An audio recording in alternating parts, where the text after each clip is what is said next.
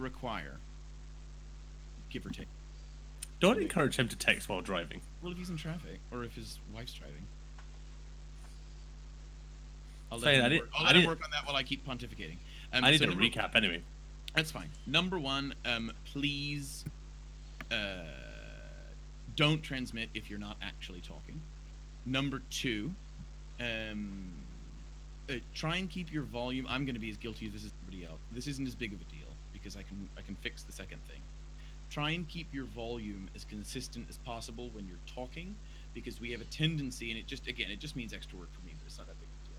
We have a tendency to be speaking like this, to be like, yeah, I'm gonna roll my attack roll is 6. Oh my god, because you get really excited, and then obviously the level spike. So you can do that, but just be conscious of your self. No. To be fair, even if we're not recording, that's still helpful. I agree. So I think that was all I had. I can get rid of all of the ums and ahs. Sorry, I'm making noise, but that's because we're not recording yet, I assume. Well, if or we're are on, we? then we must be. Oh shit. Hi. It's fine, because I'm gonna cut all this out, aren't I? Yeah. Okay. Let's do a recap. Everybody, roll a d20. I refuse. You listened to 2 hours of this episode, so you're eligible. I think it was more like an hour and a half, and an hour of that was prologue. I'll roll it. I'm driving, not like 15 to 20, hopefully. All right, thank you, Judd. Stop texting while driving. Children in the car, but thank you for doing that to let us know. I rolled a nat 1. But that reflects the amount of knowledge I have about what happened, so... Fair enough. Other lads? Now, also, Michael, remember that you are on mute, so if you're talking or expecting to talk... Did I win? I don't know, what'd you get? Yes, 7. you did. I got 15. Oh, hogwash. Here we go. Yeah, come on, Mike. Tell me what happened. I really need to know. All right. Let me get my minute. That's the other thing that you do a lot, Mike. Sorry to keep criticizing you. You keep fun. Like, manipulating your microphone like really heavily while you talk. And that's fine to move your microphone, but just talk and then do it so that I can cut it out. Thank you. Oh, did I just do that? You did, or someone did. Oh, I'm like physically moving my computer when I. Okay, here I go.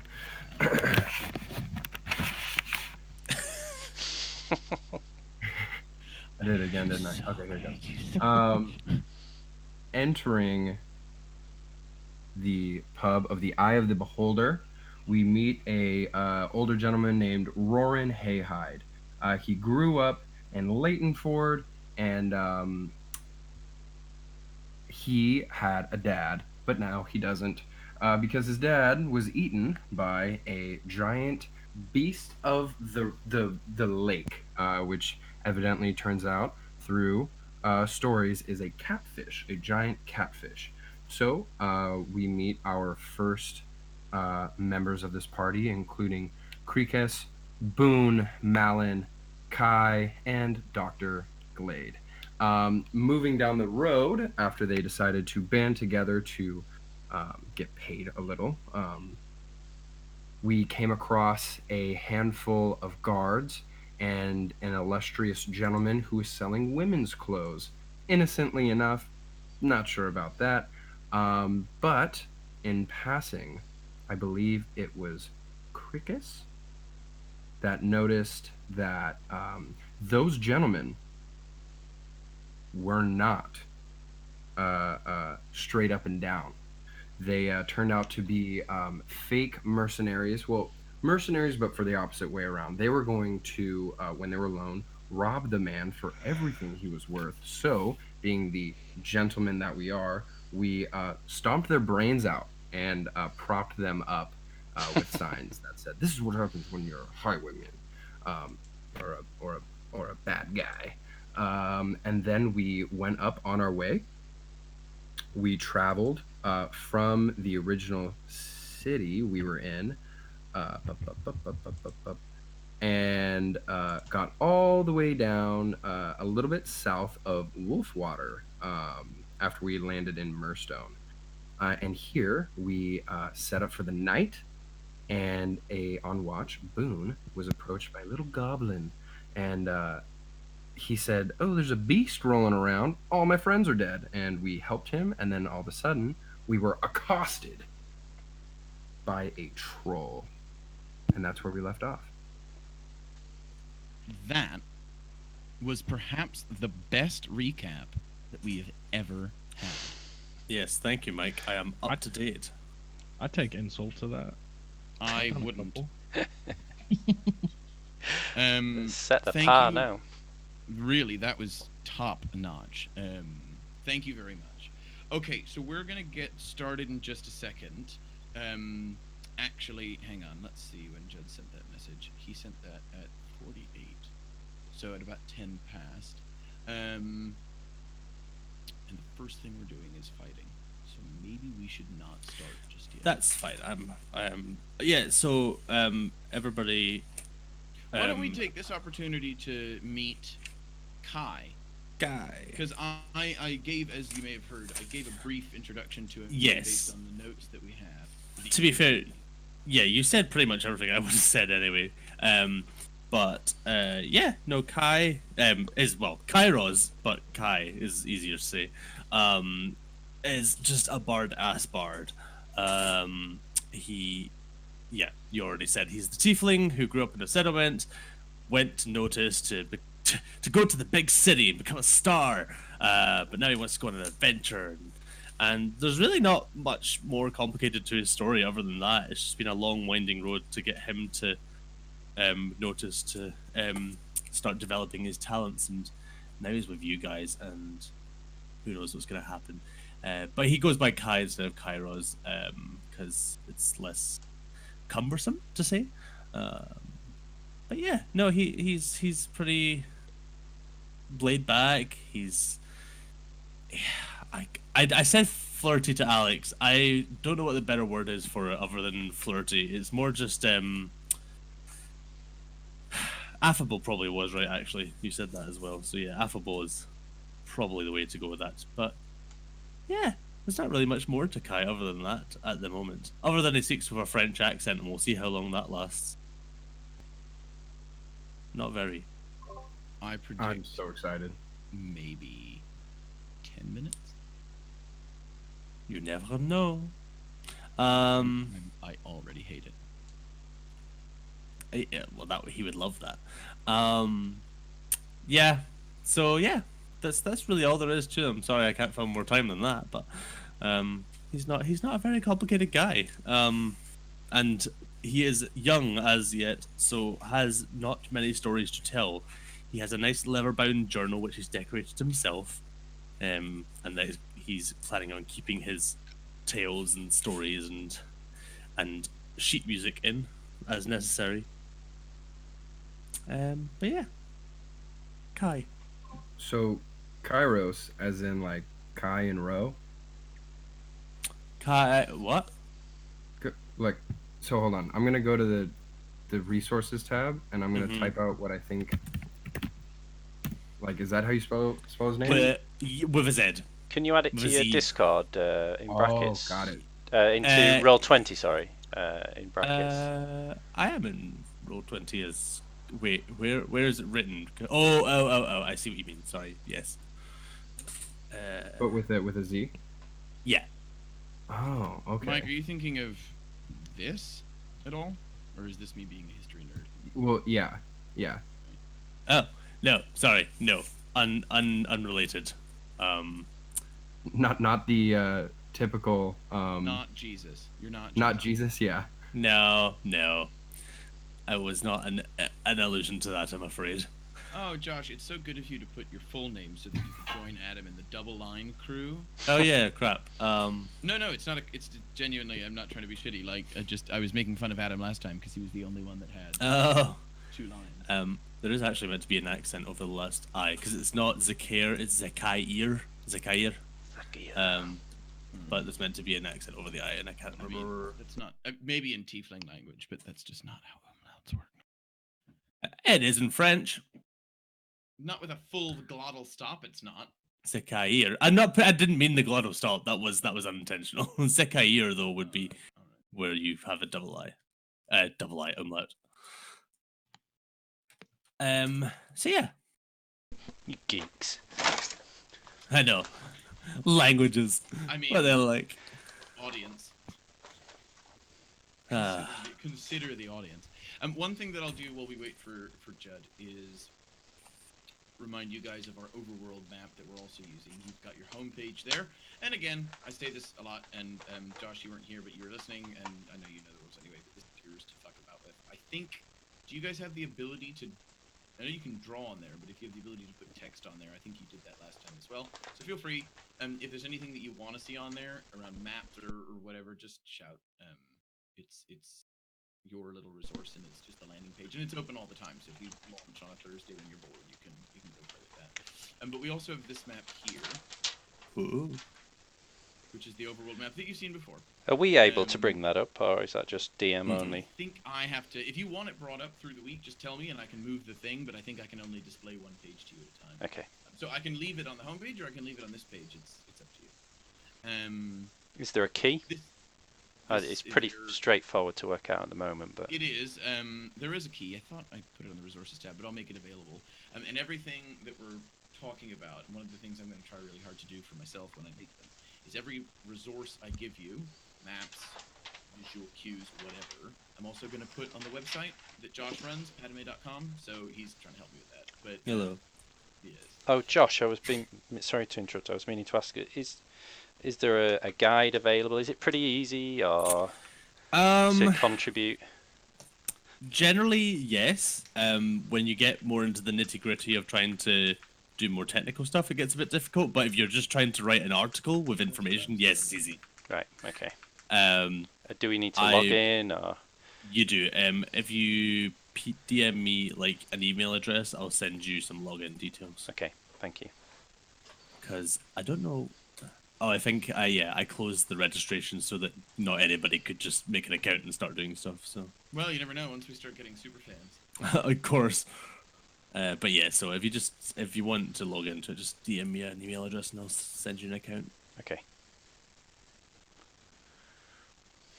So we've got this overworld map as well, which is going to be on the website, and it's also in our Discord resources tab. I've reminded myself. Again, because it's bad radio. One of the things that I'm really going to try hard to remember to do, because it's so easy to get deceived into it, is describe what we're looking at when we're doing it. Because while I was editing, I noticed I said a lot of this guy here and that guy there. And while that makes sense for us today, doesn't when you don't actually have anything to look at. So I'm pointing people towards your Twitches and your YouTubes, but the YouTubes. But I'm just going to try and strive really hard to make sure that I say where things are and what things look like so that you can hear them. And I'll ask you to keep me honest about that if I start slipping. Cool. So we've got this map. That's all I have for right now. This is a nice map. Right now. Thank you. This is our fanciest map yet. So far. Oh. Well, I'm excited. it'll probably just get more detailed as I get better at doing it. It's got a nice resolution. I like it. I think the original file is Huge. It is. There's some cool symbols above the Clackalel. God, I can't read. Can say that again. Clackalel. And Those are the sun elves. Yes, that's in Sun Elf alphabet above the city of Clasalel. That's their native writing. Classalel. Oh, I see it now. Okay. Ooh. And So wait.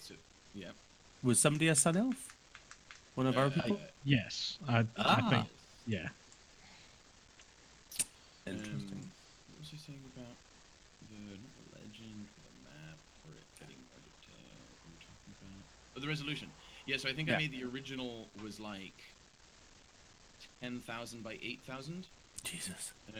This version of it, I couldn't export it that big because Roll20 wouldn't take it. It was too large. So I think this version's like 3x2. But Okay. I was gonna say it's a little. I could see a little bit of blurring, which is obviously been scaled down. But yeah, I can imagine what it looked like if it was huge. What's That's cool. west of Westeros? Easteros. Essos. Boo. Oh Jesus.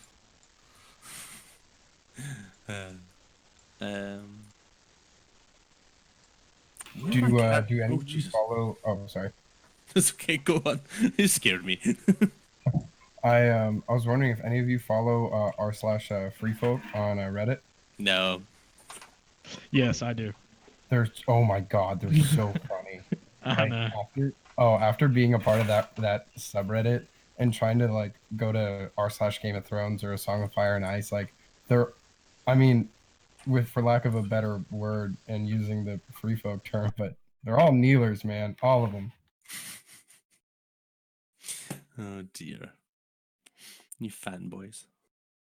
Like, oh, don't boo D&D, don't boo them. Like, oh no, buddy, you're getting it. You're getting all of the boos.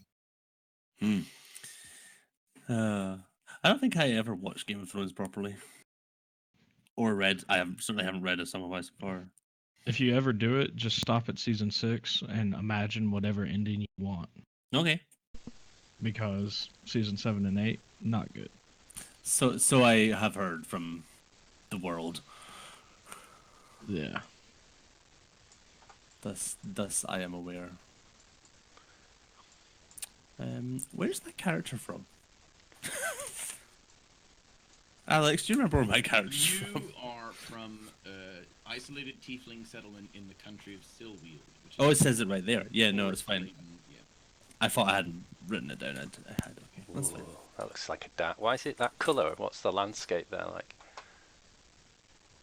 In Oh, Silweald? it's just to like, That's a make not. its importance on the map. So Right. this piece of the atlas is the kingdom of Skenesos. So anything that isn't is not relevant, but is obviously not there because it's part of the land. So I just graded out.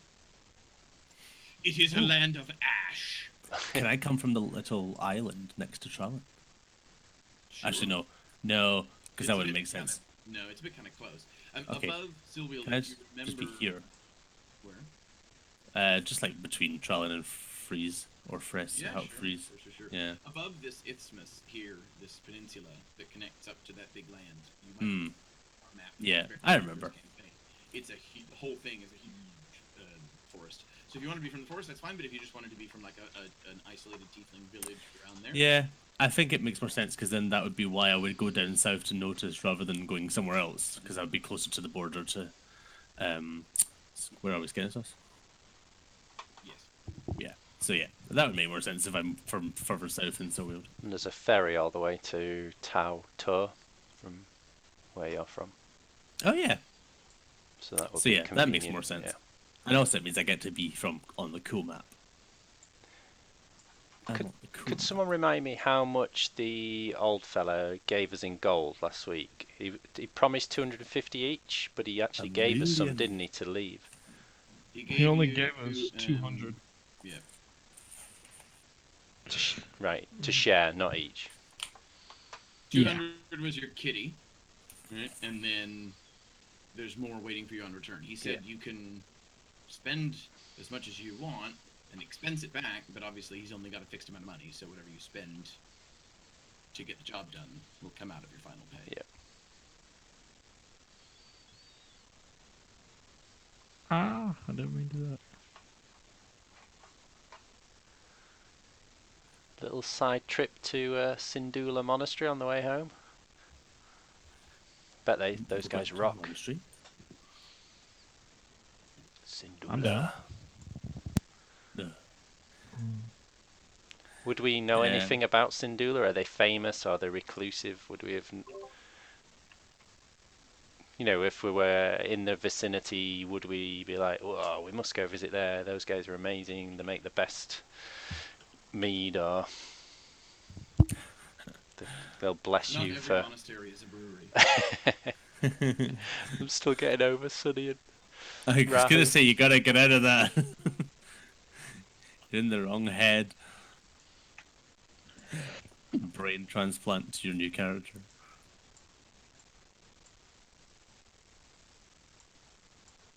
I'm looking at all the places on the map. Yeah, me too. I love maps. Well, there's plenty more to come. I used to draw Josh, maps for a I'm living. trying to log into the website. Did you hear the part where I said send me your email and I'll get you out? Nope, I did not. That's I heard you talking about it, but Yeah, just DM me an email address. He heard, but he did not listen. Stop. Just DM me an email address and I'll get you account. don't make fun of my email. Okay, I won't tell anybody. Oh my god, tell us all. That's funny. No, I'm not going to. I won't betray that trust. It's pretty funny though. Was it like Nah. the one that you made when you were 12 years old? No, it's buttonsandmuttons@gmail. My dog's name is Buttons, and he wanted a cat and name her Muttons. Have you already acquired this cat? I did buy a cat, but I bought it for my ex-girlfriend, and she named it Chloe, and then took the cat. Jesus. So there is no muttons, There's no Muttons. but there will be. The spiritual muttons. Muttons is the once and future cat. That happened to my buddy's cat. He shockingly married a girl while he was in the military after knowing her for about 3 months. Sounds And about right. yeah, right. And we him and I like picked out the cat for them, and we named him Scott the Elusive, and he ended up after the divorce, I love that name. yeah, she took him and named him like Jen or something. I don't know, it was weird. What? Yeah, it was So like, not first of all, good. first of all, it's a boy, so you can't just like change its. Come on. I love the idea that part of that story was like there wasn't even the need to describe that things fell apart. You skipped straight from like they got married after 3 months. Ha ha ha. So anyway, after the divorce, like Yeah, it's like it was inevitable. completely taken for granted that that was always going to happen. Oh yeah, there was zero hope. She was quite the heifer. I was not a fan of her. Like her personality was Nefarian. yeah. By the way, Bovine in nature. Mike, your dog, I can't get over how cute it is. The little your little free-legged boy. Oh, Skippy. Yeah, he's actually right here. Skip. Skip, Who's that? Skip. Can you hear me? Hello, Skippy. Skip. He better not be able to hear you. His That means head. the mic He's doesn't have freaking out headphones. right now. Hey there, Skip. Hey there, Skip. He's looking Yeah, around like. You "Oh." might. I think you posted an Instagram when you were with that German Shepherd that I saw before, and I was like, Oh, oh my Cody, god, these. Yeah, I was like, oh my god, these two dogs together. This Oh is yeah, amazing. it's hilarious. They That's right. They were playing on the deck, or whatever you were on, and just ignoring the whole garden. yeah. They had all this free extra space, and they were like right on top of us. On you. Yeah. No, but we can let them play together, but we can't leave them alone because Cody gets too excited and like tries to kill Skip. I don't know. It's weird. Yeah. If I leave Ziva alone with my my mum's dog, then she just tries to bite his ear off. Thinking it's really loving and oh, we're playing, and then the poor massive golden retriever is just like, please leave me alone, and sticks his head in the couch and just like won't come out because his ear's gonna get bitten off. No, yeah, he like just thinks Skip is a really really like high end chew toy. High end chew toy. They're crazy. Oh, I've got my fancy spell cards now. I am now in the house. Oh, I lovely. need In one the minute. house. If you want to go, I am still listening. No worries. I'm getting my spell cards out. They're so fancy, and I can actually see what I'm doing now. I can't edit the main page. No, you can't. I was- That's on purpose. I think me and Alex are the only ones who can. I think it might just be you because I think I tried once. Oh, okay, then it's just me. You need to add a racist thing. We don't need any racists. Thank you, Trevor. Oh my god. Please add racists to our front page. Well, I kept Species. I hate Like- goblins. I, With a pointy I- noses, always sneaking around. I'm keeping like general D&D information out of this because you could just go to the D&D wiki or the Forgotten Realms wiki. We can still link that as an external link, though. Yes, If yes, you we can. if we put a category table on the main page with that or something, or every time it showed up. Yes, we can do that. That's fine. I will. Here, you know what? Change protection. Allow all users to edit main page. There you go. Oh, Jesus. Oh, do we not have any custom races in the In our campaign? No, not yet. Oh, I thought some of the elves were custom. I didn't know they were Sun elves. D&D. Sun elves are D&D out of the box. Yeah, I'm looking at it now. I've You're like, adjusted "Oh, the lore around them, right? So that's something to note, is that the lore around them is not the Forgotten Realms lore, generally. Some of it is, but like the history of it and yada yada has been adapted to our setting. So we'd have to figure out sort of a slick way of integrating those, but otherwise. Sun elves are also known as gold elves, sometimes as high elves, and Artel Quasir. Sun elves are high elves, but high elves are there's actually 3 species of high elves. There's the sun elves, and I can hear myself getting an inhaler with every breath. There's the sun elves and the moon elves, and then the star elves. Yeah. The 3 species. Also, something that I kind of looked at and didn't realize that these pre-made campaigns and adventures, like Curse of Strahd, Mhm. like they take a long time. I thought it was more one shots, but they're actually like full on, like almost campaigns. They are full-blown campaigns. They take. I mean, I've never run or played like an out-of-the-box Curse of Strahd or Mordekainen's Tomb. I think foes. There's a few of them in 5e, but they take like a long ass time. But I don't like being told what to do, so I do homebrew. Am I meant to be a specific type of tiefling, or can I just be a tiefling? I believe you can. I believe the tieflings have sub races that are a little more specific than Okay. elves, or like more general than elves. Like I think the differences between sub races of tieflings are so minute. There's no stat. So bonuses I for don't. things. Well, no, I know I'm that, happy but for you just to be like. okay, I'm just gonna be a tiefling. Yeah, okay, that's fine. that makes things easier for me. Yeah.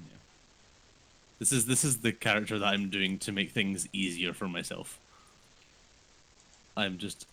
That's the other thing. And all of you, most of us have had these conversations as we were building the characters before they all got introduced in our first session over the last couple months.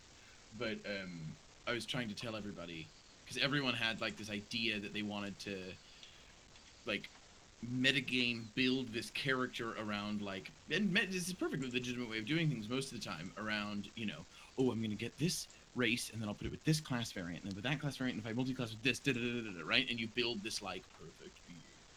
And that's fine, but they're super hard to play, like authentically. So I was pleased that that we managed to find something quite straightforward. Although of all of the party, 4 of the 5 people in it are like semi-exotic races, Yeah. and Losers. Every D&D game I've ever played, I've been a human, so it was time to try something different. Ah, that's all right. I've not been a human yet, actually. Yep, you're one of those people. Oddly I- enough, There he is. I was Now at- you're just making me feel bad. I was just a dwarf and an elf. That's fine. Those are normal. Yeah. For D&D anyway. Okay, welcome, Judd. Hi, sorry about that. Don't be Hello. sorry. I'm glad you got home in one piece. Can we test your sound levels, please? Yeah, I talk like this. Can you turn yourself up a skosh, like 20%? I can try. Sure. On Discord is fine. You don't need to do it anywhere. I am max volume on Discord. Then you need to do it somewhere a little more complicated. Or just Yeah, talk I'm louder. trying to push to talk as well. It's very confusing. Gonna turn that shit right off. decibels. I can go up an extra 6%. That's fine. Or I just, can just I can also put the mic a bit closer to my mouth and try and that's talk also at a fine. reasonable Thank volume. you. Thank you. That's much appreciated. Though Okay. my character naturally is quite quiet, so I feel that you're there's taking away naturally- my character choices from me. There's naturally quite quiet, and then so quiet that when I listen to it on anywhere that isn't in a sound booth, you can't hear what you're saying. Then blame the loud fuckers that we play with. I do. I've already made. I know you have already done that. That's okay. That's what I do. Right, is this a more acceptable volume? Yes, this is Jason? great. Shall Thank we- you so Yeah. much. Right. Okay. I will attempt to maintain this without getting too excited, because obviously we're not allowed to get excited. I heard that bit.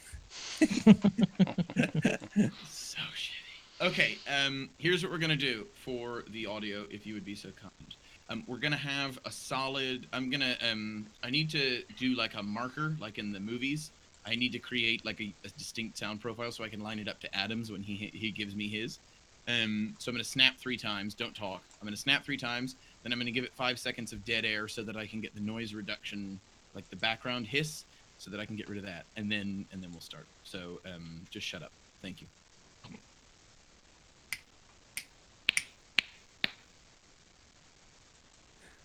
Okay, whoever did that. That was Judd. Your character That was loses a level. That was a general. Mine's already level 1. It's fine. Right, I've started the Right, recording yeah, okay, again. Okay. Apologies.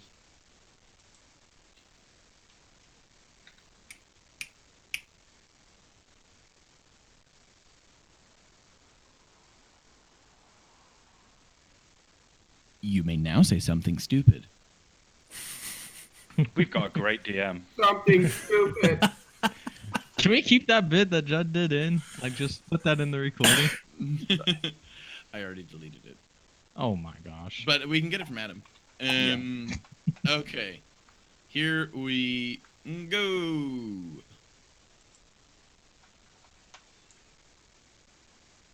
So were we literally up against? Oh. Yeah, look at that beast. Oh, I'm not in. Oh, zoom right out. Oh yeah. That's not good. Looks like my ex-girlfriend a little. So mean. Probably true. Okay, here we go. You know what to do. Everybody roll initiative. Come on. 14 for Dr. Glade. Hang on, I can. Just do this. Yeah, where's the turn thing? I'm just launching it. Oh, okay. I'm just rolling physical dice. Is that okay? Can you see it now? Yeah. Hang on, I have to get rid of everything. No. There we go. Oh, Okay. and the tree. I gave the tree initiative. It's an ent. Give the tree. The tree continues to blow in the wind. End turn.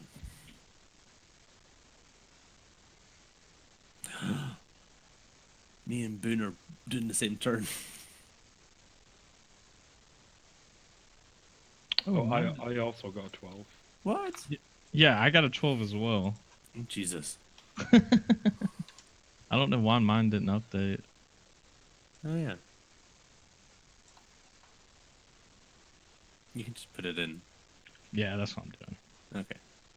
It only updates if you do it through your character sheet initiative. Yeah, I did that. Alright, well maybe it wasn't. I think updated Alex correctly wiped yet. them all. I Oh. did, because I put everybody in there twice, so I started again. I apologize. I can't tell I'll you. Sorry. take 2 goes, it's fine. You may need it. Okay, here we go. Thud, thud, thud. A terrible troll has approached you in the night. Dr. Glade has raised the alarm while he was on watch, and you come face to face, waking from hopefully what was a very pleasant dream, to find yourself staring at this oozing, sweaty mass of flesh. It stands 10 feet tall and is almost as wide. It has rotten breath and curled toenails, and it looks very, very hungry. It is first in the order. It moves quite swiftly, considering its massive size, over towards Boone and Crickus, and makes a series of attacks. Well, this is a good start. It starts with Boone. Boone, it's going to try and bite you with its stinking teeth, and it gets an 18 to hit. Yep, that gets me. Okay, that's going to be... That's 8 points of damage. You fuck now, son. It turns, having bit you, and swipes with its claws at Crickus.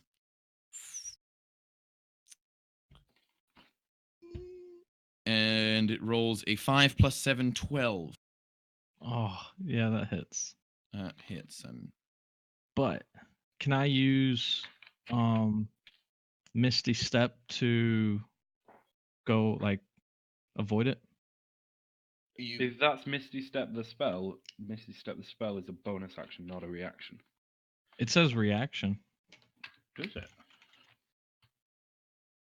Like the second level spell? Yeah. It shouldn't, as far as I know. One bonus action. Oh. And copyright strike. Apologies, my spellbook just played me an ad. My spellbook is singing at me. So I'd All like right. to ask where you see the word reaction. Yeah, it's not a reaction. No, Yeah. I'm afraid not. You want the Yeah. level 1 spell, Shield. Oh well, 1. Well, yes, that hits. By the way, Alex.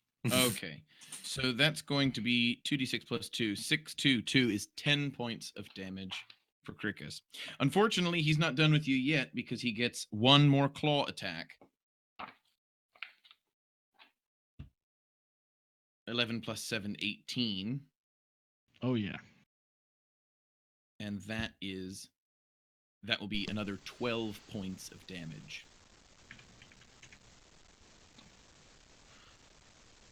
Next, we have Dr. Glade. Okay. Dr. Glade looks at this horrendous troll with all the pustules leaking and says, Madam, I wasn't expecting any appointments tonight, but looks like you need some help. Does she react? She does not speak common. Okay. Then I will... what's the scale on these squares? 5 feet. Oh, no, sorry. Each square is 2.5 feet. Your token is 5 feet. Okay. So, yeah, I've got plenty. I think I'll skirt around the edges of the trees and then come round the back here. And that would give me my sneak attack, although because she's engaged by someone else, I get sneak attack anyway. Correct. So I'm going to go in with my scalpel. 25. Very good. That's absolutely a hit. What do you do? Can you describe how you attack her with your scalpel? Yes, I look for one of the largest boils and lance it for her. Ooh. She is healed for 10 points. Very good. That's how many? 9 plus 5, 14? Yeah, 14. And then I will use my bonus action to disengage and go into these trees here. Very good. You nimbly run up the trees behind the troll and perch on a branch with your cat-like reflexes. Nice. Malin. I shall transform. I will start running towards her, and I will, as soon as I get my ruler, here we will. 30 feet. Yeah, we'll do that. It's, sorry, it's doubled. Oh, it's doubled. Right. So Let me see if I can just do that because it'll be useful. Hang on. okay, so I want one, Okay, try it now. 2, 20 feet. In that case, I will step backwards 5 feet, Hmm. and then I will charge towards it and transform into a lion. Please hold. Yeah, That's awesome. yes. I love this. Can you just do this? Can you do this all the time? All the time, yeah. Well, twice a day, What? but yeah, I can do it a lot. That's awesome. Wait till I see an elephant in the wild, and then I can become one of those. Oh, look at that. You're Simba. Oh no, hold on. You're adult Simba, Mufasa, Scar. I'll be Scar. Oh, look at the line. Oh, can I like ride you? We'll cover that later. Mhm. Okay. Malin, me. you should have control over the lion token now. I don't Resume. I don't have vision, DM.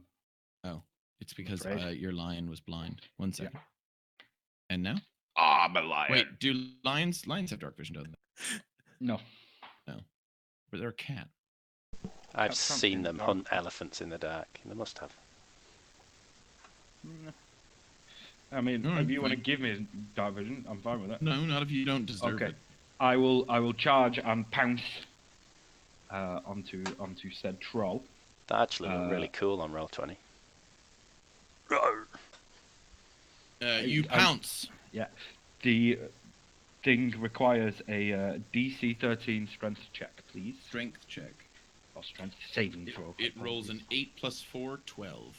Ah, it is prone. And I will now take my attack with advantage, which will be a bite.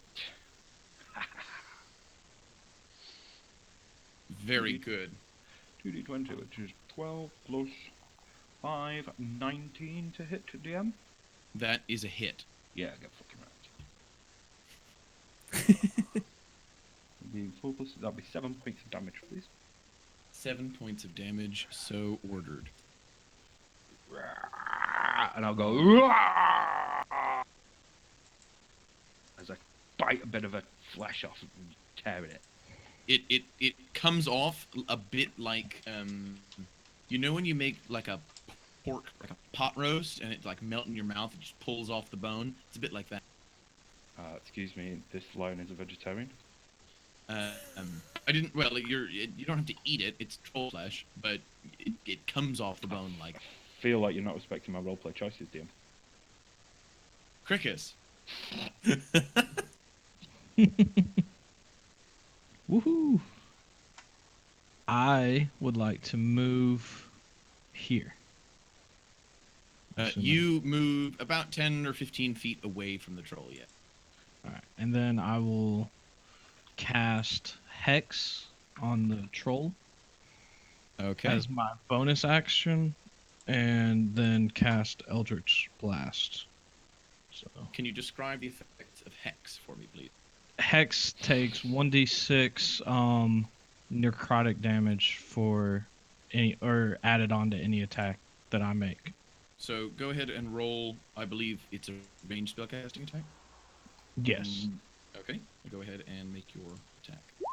Ooh, nat 20. Nice. That's of course a hit. Excuse me, DM. Yes. The creature is prone, and that is a ranged attack, so it has disadvantage. It's a shame 14 to hit. that is not a success. hang on, because that was really shitty and the audio was bad. I'm afraid a 14 doesn't hit. Okay. Well, You have a bonus action. You said you want. You have a bonus action. You said you want to use. That was Hex. yeah, that was Hex. What was the full action? Eldritch Blast. Yeah, Eldritch Which- Blast. He's a warlock. That's all he does. Yeah, but did you not? Did you do that as well? Oh, you did the Eldritch Blast. I see. And what was the hex? The hex is just 1d6. It just- It Is it doesn't an auto require anything. Okay, like Yeah. a magic missile. Yeah, so that's my turn. Okay, well, roll your damage. 1d6. I didn't hit. It's only the hex only if counts you, if I you, hit I the see. attack. I'm sorry. Thank you. Kai. Kai will move slightly back, positioning the fire between him and this big troll. Having grabbed his shom before he jumped up to do such a thing, he will then bite into his thumb, making it bleed slightly, and will drag the blood down the back of the shom. As he does, he casts Bane at the troll as he starts to play a melody. A very dissonant, dissonant melody. So it needs to make a charisma saving. I'd just like to take the opportunity to say that that's fucking. Okay, charisma saving throw. Well, Yes. she is not very charismatic, but she Good. does get an 18 minus 2, 16. Okay, well, then it saves. Which means I don't really do anything else. I'm playing a nice tune. Okay. And that's pretty much all I do for my turn, I guess. Okay. That's Boom. fun. Boom. Man, I described it so well and then nothing happened. Boone's gonna roll over and see this beast coming at him, and he's referring to the lion. Just utterly impressed, right, with what's going on. Kind of in the beginning thought like, what kind of group did I get a part of? He's gonna go ahead and roll around. He's gonna think and not leave the area of of bitey zone. He's gonna move right there, and he's going to look over and say, "God damn, you're an ugly son of a bitch, ain't you?" And then he's gonna pull his pistol out and now question: was Bane casted? No. No, it was not. No, Well, I Bane was cast. yeah, it was not successful. Oh, got it. But Hex is on the creature as well. Yeah. Okay. He's going to use a grip point and aim for a particularly vital area on this creature and attempt to use a dazing shot on the creature. And if it hits, the creature has disadvantage until the end of its next turn, I believe. Yep. But let's see if it hits.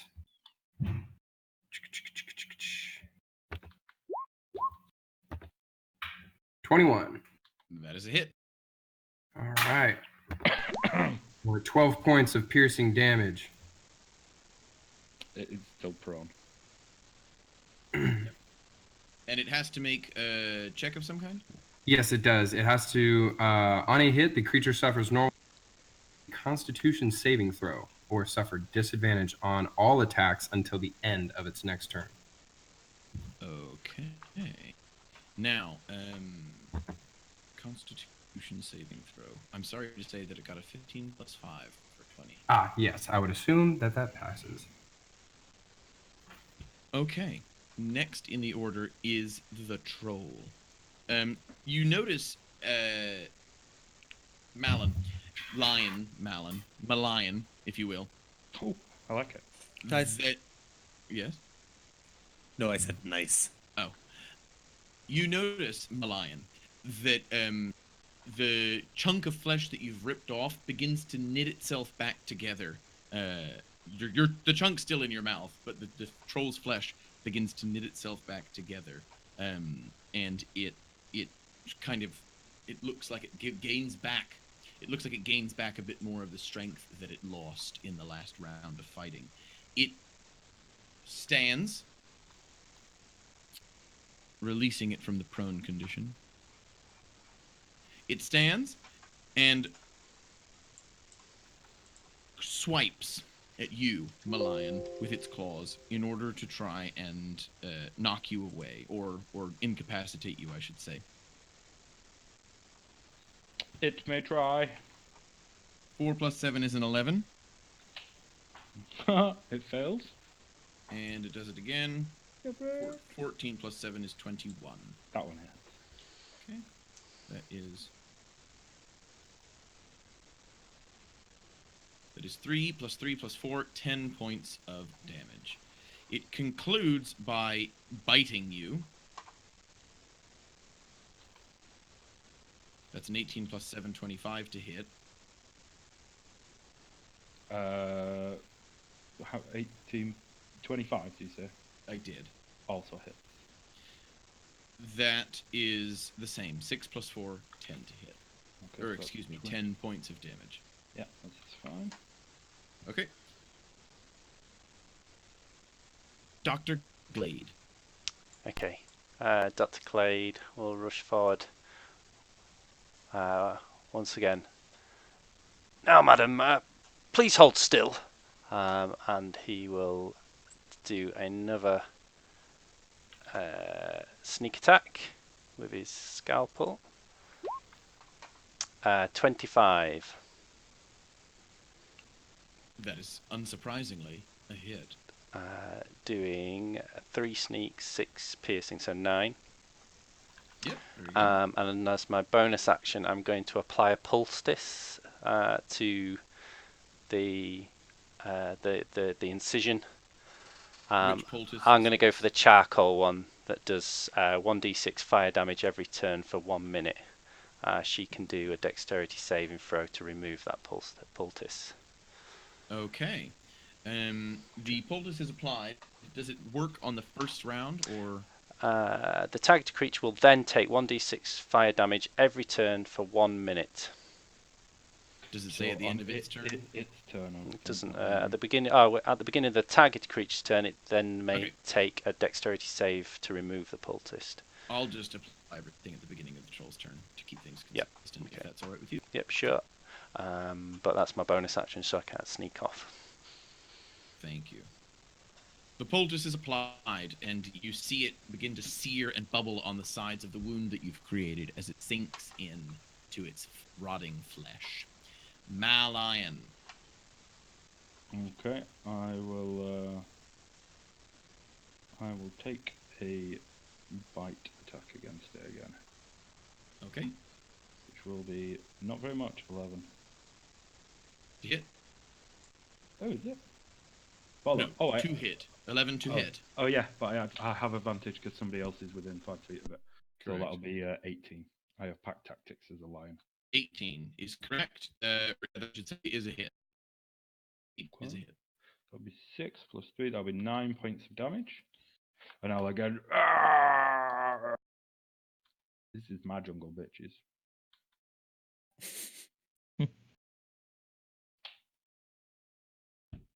Okay.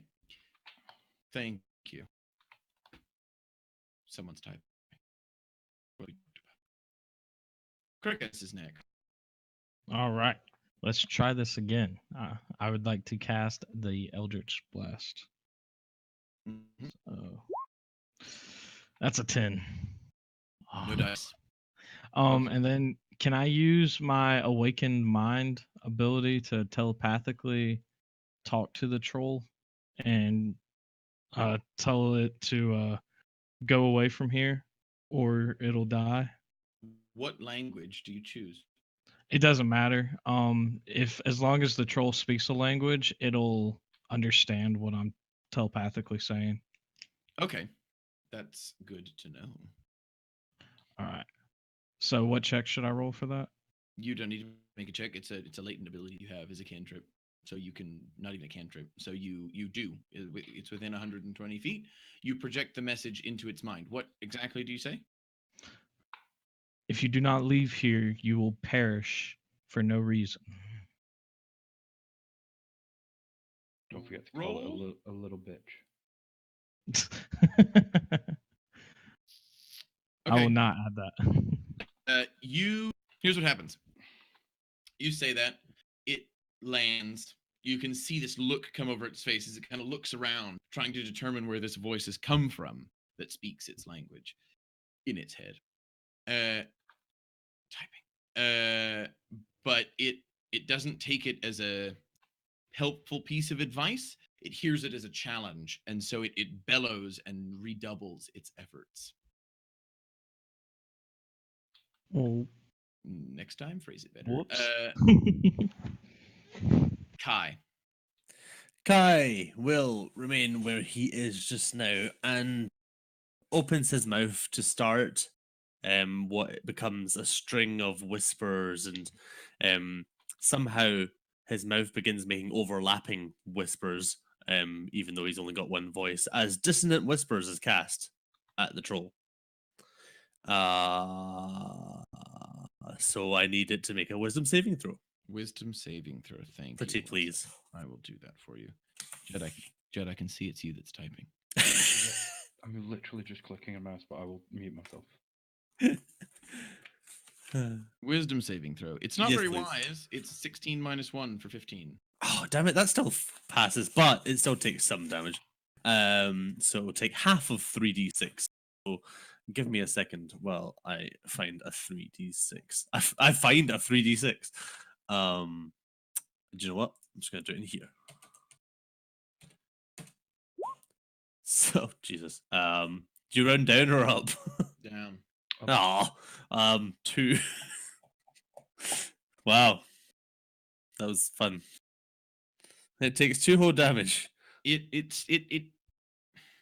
staggers back a piece and then it plants its feet quite firmly and is fine. Yeah, by I and would large. imagine so. Okay. Great first outing for Kai. You're just breaking him in, you know. Yeah. Okay. He looks at his shaman, looks a bit sad, and ends his turn.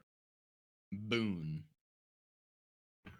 Boone is going to move over a bit more right here, still within his reach, right? Yes, you've moved maybe 2 feet to one side, very Ah. much still within arm's reach. Cool. He's going to. Sorry, 1 second. Yeah, he's going to take the action to disengage and move back 1, 5, 10, 15, 20, 25. Each square 30? is 2.5 feet. Oh, it's 2.5 feet. Okay. 5, 10, 15. 15 feet. 15. 20 feet out here. And then he's going to action surge and make another shot. Actually, yeah, he's going to use another grit point and try to do a dazing shot. Give him disadvantage. Okay. With a 24 to hit. That is definitely a hit. 8 points of piercing damage, and now he has to make a Constitution saving throw. 5 plus 5 is 10. That fails. Right? Wait, what is the DC? Hold on, I have it right here. Yada-da-da-da-da-da. I promise I have it right here.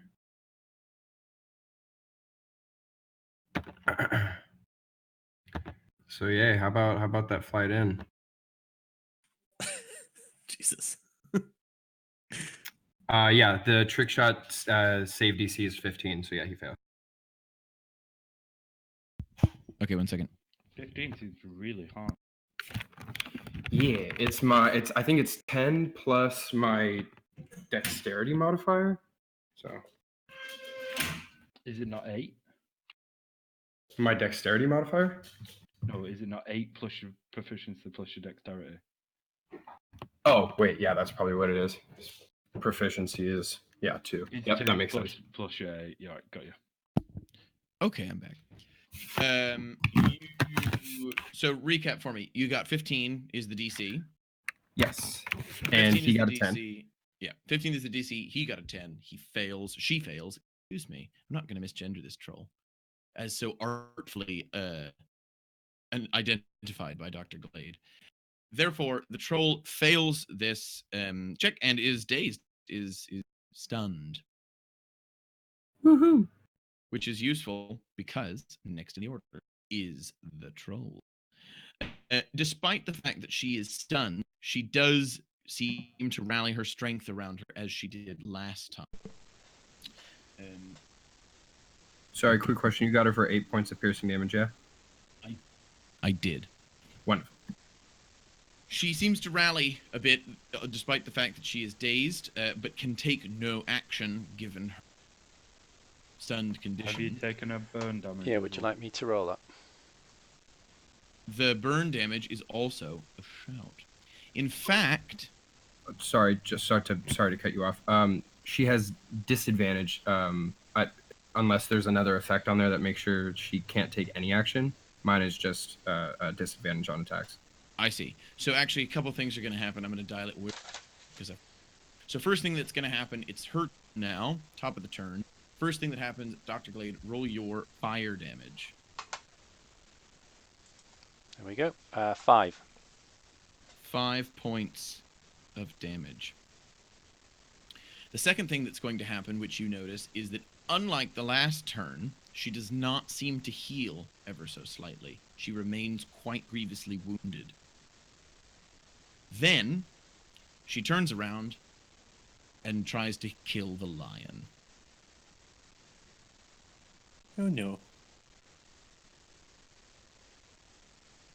I am unconcerned. First of all, she is going to swipe at you. 19 plus 7, 26. That's with disadvantage? Nope, sorry. Oh, okay. Good call, Boone. 5 plus 7, 12. My AC is 12. That still hits. That's going to be 5 plus 6 plus 4, 14 points of slashing damage. I revert to my original form.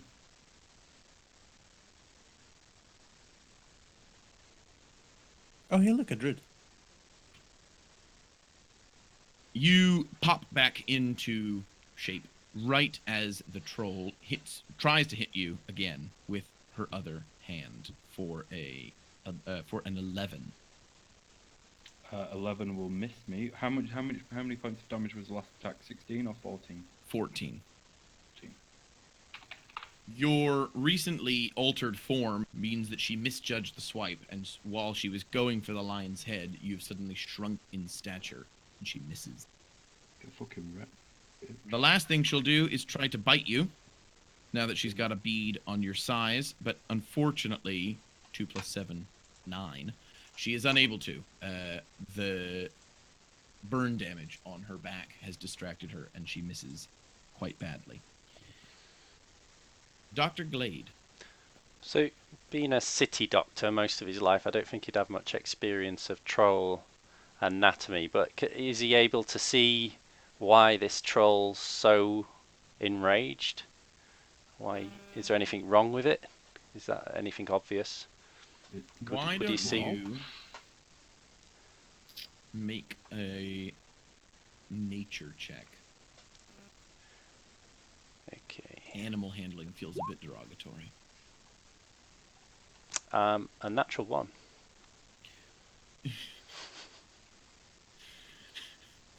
Hmm. Okay. I've never seen anything like that. You have It's not like the textbooks. never seen anything like this. All of the textbooks that you ever read about trolls were actually mistranslations from an ancient language, and we're talking about gnomes. This is the biggest troll ever. It's not what they told us about. You, madam, have got gargantuism. So I will go in with see if I can cut you down to size. Scalpel. Dr. Glade becomes a plastic surgeon. 17. With a sneak attack scalpel. Yes. Doing 6 sneak and 6 piercing. And this time, with my bonus action, I will use my medical expertise to do an extra 1d8 of damage. Okay. No, sorry, that does gives her 1d8 of bleeding, I believe. Yes, that's what happened with the thug. Someone's turning pages.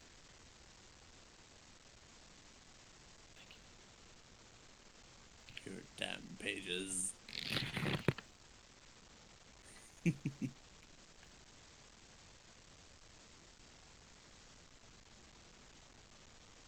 Is there 1d8 of bleeding? Sorry, I'm just getting used to this new No worries. character. I'm trying to find where it says that. Deep Incision it's called. Yeah, sorry. On a successful hit, the target takes the normal damage and suffers bleeding for a number of turns equal to your intelligence modifier. This bleeding deals 1d8 slashing damage each turn. So my intelligence modifier is 1. 1. So We'll do that at her next turn. Just because that's how we handled it with the thug. Yep, sure. So Sure. we'll stay consistent. so that means I can't sneak away again, so I'll stay where I am. Fine. Malin. Okay. I shall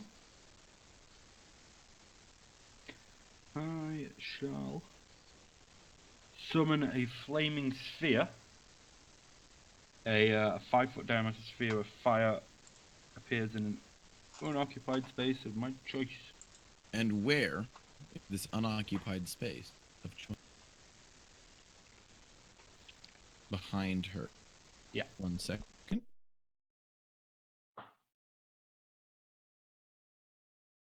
Okay. A 5-foot sphere of untethered fire appears and burns about at chest height. Okay, and then I shall transform into a brown bear. That's cool. It's so cool. It's so cool. Yes, absolutely, Adam. Yeah, that seems fair.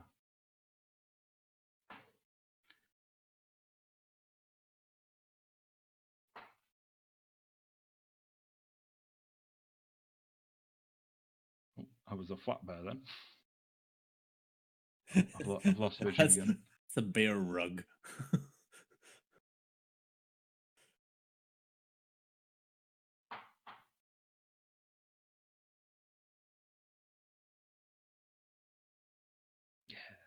Okay. You instantly, with a, I don't know how it works. If it's like Animorphs and it's all crackly bones. or if it's like It's a more of puff. an animorph. I draw all what I'm wearing and everything around me, all parts of it, into transformation. With some sickening cracks of bones and squelching of moving organs, you transform into an enormous brown bear. Pretty good bear. This is good voice acting. Yeah. Is that your turn? That is my turn. Cricus. All right. Now, let's see if I can try this again, shall we? Oh my goodness, I hate my life. That's a 12 to hit. That is an unsuccessful attempt. I Thank you will very much. just stand there awkwardly. Performance anxiety, it happens to a lot of Kai. Okay.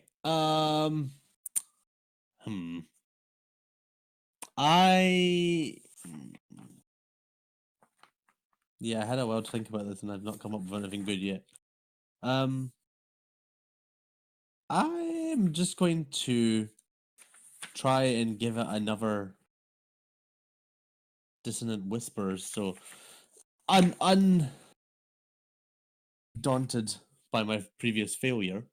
Kai will once again begin a rasp of harsh whispers directed towards the troll. Okay. So another wisdom saving throw, please.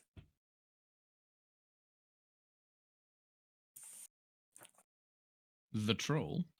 7 minus 1, 6. Oh, cool. Okay, so it will take 3d6 psychic damage.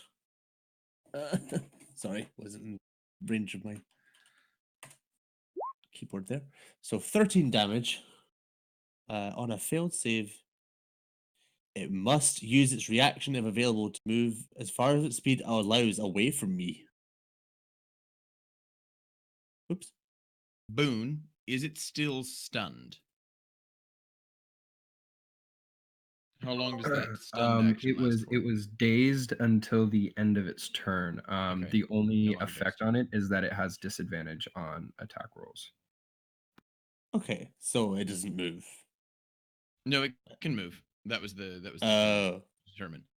It does. It Does it moves. Well, if it's going a straight line away from me, is it going to go fire? Yes, like a Yeah. like a cue ball. It immediately steps. She immediately steps into. What happens, Judd?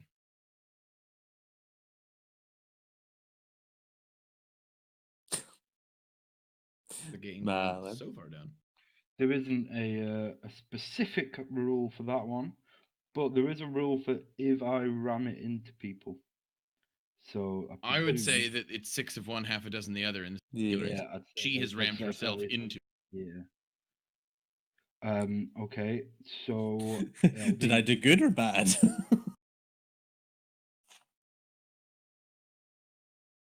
Does the bear get an attack of opportunity? as It it will. as it uses its own movement, then yes, I should. It should, but let's see what happens with the fire first. So dexterity saving throw. Okay.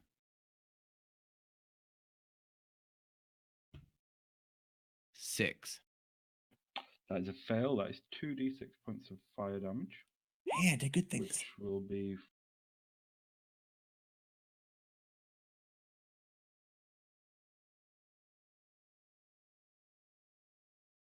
4. 4 points of fire damage. It runs through the fire. As it runs through the I keep doing that. As she runs through the fire is at chest height for a man, which means it's about belly height for a troll. It burns a hole straight through her. Yeah. She gets about 2 feet onto the other side and collapses dead. Yes! Woohoo! Team effort. Everybody take, Nice. so it's 1800 divided by 5, 360 points of experience. Okay. I can't believe I did something that accidentally worked. For once. It's the new character, I'm telling you. I mean, you didn't get to let me kill it. Well, you did. It was your spell that helped kill it. I know, but I can attack and do spells while Well, they're you don't get to be the So star I- every time. there. You're not Jordan anymore. No, I'm a support player this time. I supported you into the win. We both supported each other. Right. Hey, I like supported those. everyone emotionally. Emotionally. Boone's gonna saunter his way over to the troll and just kind of take a look at it, holstering his pistol and putting the leather strap back over the top, and just taking a glance over it. Do I notice anything out of place about it besides the gaping hole in its stomach, or anything else that would have caused this troll to be the way that it was? Excuse me, DM. Yes. Anybody who walks within 5 feet of this fire that is still there, including myself, will also have to make a dexterity saving throw. Everybody won't get that that's close. within 5 feet of that ball of fire, please make a dexterity saving throw. You move backwards then, buddy. Too late. Well, yeah, because I don't think he would have gotten that. Does it stay up? Yeah, I've not stopped it yet. All right. Once I am burnt by the fire for 7 points of damage, I will extinguish. The fur is singed, the bear unbowed. I will continue chewing. So- The bear will go and cancel the fire. Very good. Dr. Glade was quite So- close, but he got 22. I mean, it's only 3 points of damage. So. So what is it? What am I rolling? I think I failed with a 12. You did fail with a 12, buddy, so you also take 7 points of damage. 7 points of damage. Okie doke. Oh no. Oh no! Why nay? That's So- Alan's bear! So what do I roll for that? Just checking the troll out for any irregularities that I would have. Make I a guess nature check for me. nature check. Make a nature check, mate. 5. You notice nothing out of place. It is a large and scary troll. You realize as you look it over that you wouldn't you don't have a thorn in its foot or something obvious. If there was something that was troubling this troll, it is beyond your knowledge. May Dr. Oh, Glade. sorry. Really quick before. Is she wearing any like pouches on her or anything like that he would have noticed? She has a loincloth, but no pouches. Okay, yeah, he's just gonna like scrunch his nose and then walk away. Okay. Go back to his bed. Is, now that she's dead, is Dr. Glade able to do a medical examination? He sure can. So there's a couple things that I'll ask just to determine what we're gonna. What is the nature of your medical inquiry? So perhaps he'll take a smell at the pustules and try and figure out what kind of disease that is. Maybe cut one open with his scalpel and rub it between his fingers, smell it. Check her teeth, maybe her tongue. Lift her eyelids open, inspect her eyeballs.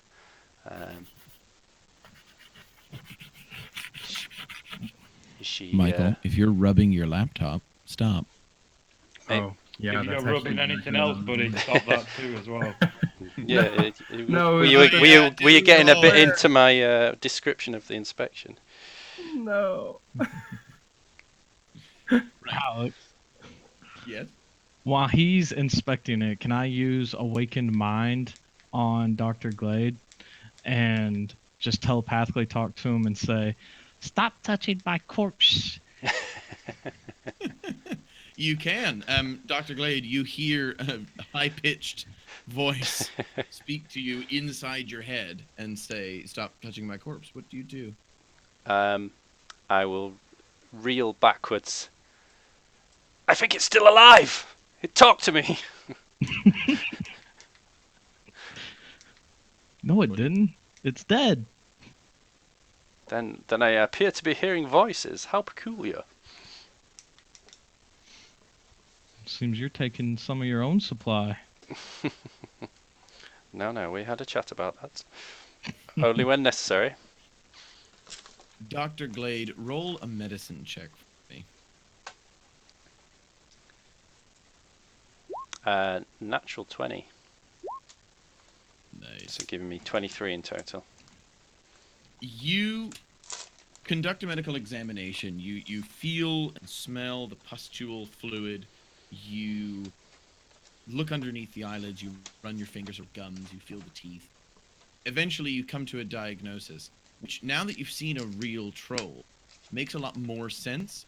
You remember reading in your tomes, your troll tomes, about a condition known as troll pox, in which the troll grows lesions like the one you're seeing that have a telltale sort of banana smell, which you're smelling here. Mhm. And the pustules in the book, it said they can grow up to the size of a man's hand. And you really struggled with that because you thought that trolls were gnomes, which are usually quite small. And so if they're covered in hundreds of these legions the size of a man's hand, there'd be nothing but pustule left. Yeah. So now it's all beginning to click. But you find that, given the diagnosis, you find ulcers underneath the eyelids as well. You determine that this is a very advanced case, and that means that it's just ice cream scoops taken out of the brain. This troll is probably akin to rabid. Okay, so Dr. Glade starts chuckling to himself once he realizes the. I'm still eating part of this troll. Oh, right, You yeah. restore yourself to full health. Nice. Judd, what's That your is character gonna be a called again? decision you're gonna regret, Malan. Balan, my good man bear.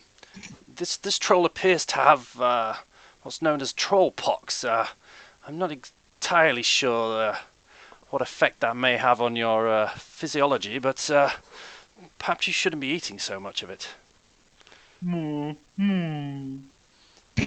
Yes, I would tend to agree, but it may well be tasty, but it may not be doing you very much good.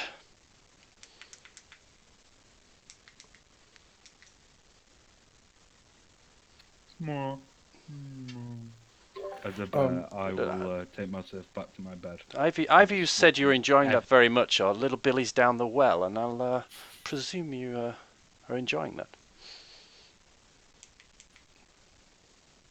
Very good. Quickly, Boone's gonna kind of remember when he got bit by the troll. Does it have tusks? The troll has teeth, but no tusks. Okay, so no sharp like incisors or anything like that. It has teeth, but not Okay. tusks. He's gonna roll over there really quick. I mean, not literally, even though that'd be hilarious. And just he's gonna removing the troll teeth. Roll 1d10. All right. 3. You retrieve 3 intact troll teeth. Very good. And I imagine Dr. Glade is kind of looking at me do this, and I lean over to him and say,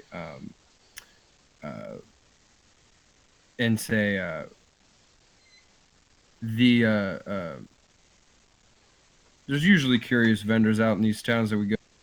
Can't imagine some of them might not want some troll teeth or something like that. Anything to get a few coins, right? Oh, I agree. I'm quite the collector myself. I've back at my my practice, I have all sorts of curiosities I've gathered over the years, but never a gnome's tooth. I mean, a troll's tooth.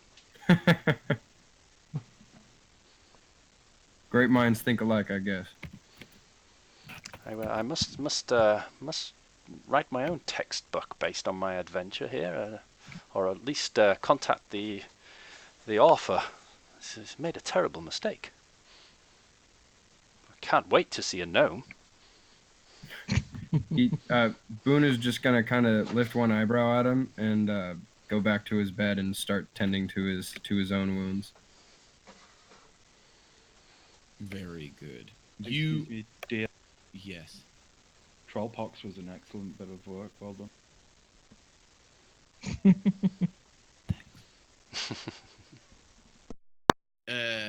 You go to bed unless there's any objection.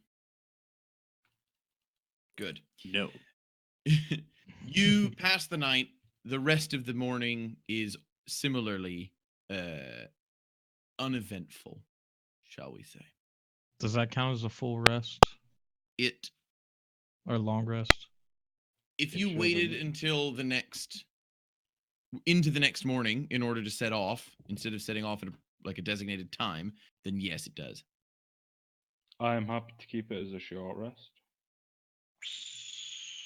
I could do with a longer rest and try to use a lot of spells there, but 1 sec. Yeah, I am Boone's tired. not feeling too good. Yeah, he'd like rest as well. Gentlemen, I am tired and require some rest. Please let me sleep. Whoa, you're French. I am French. I'm very fancy that way. Where is France? I do not know. Then how do you know you're French? I am not French. I never said such a thing. I would like to roll recollection. You get an instant success. I may sound like this, but this is just Sylwild. Ian. You know. You sound like you have a slur. I kind of do. God, that was Eddie Izzard for a second. Yeah, no. Yeah, I could do with a long rest. Whoa, your accent's gone. No, that was sorry. I mean, Kai could do with a long rest. Someone owes me 10 pounds. It wasn't even 10 minutes. I know. So, Alex, Alright, long my rest. character says that if he takes a long rest, he's able to restock his doctor's components. I'm guessing from the herbs and things he's able to collect. Yeah, just one sec. I've got some background noise. One sec.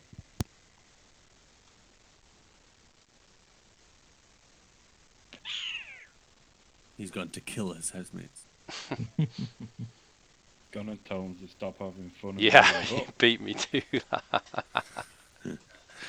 your fun is too loud. Stop it.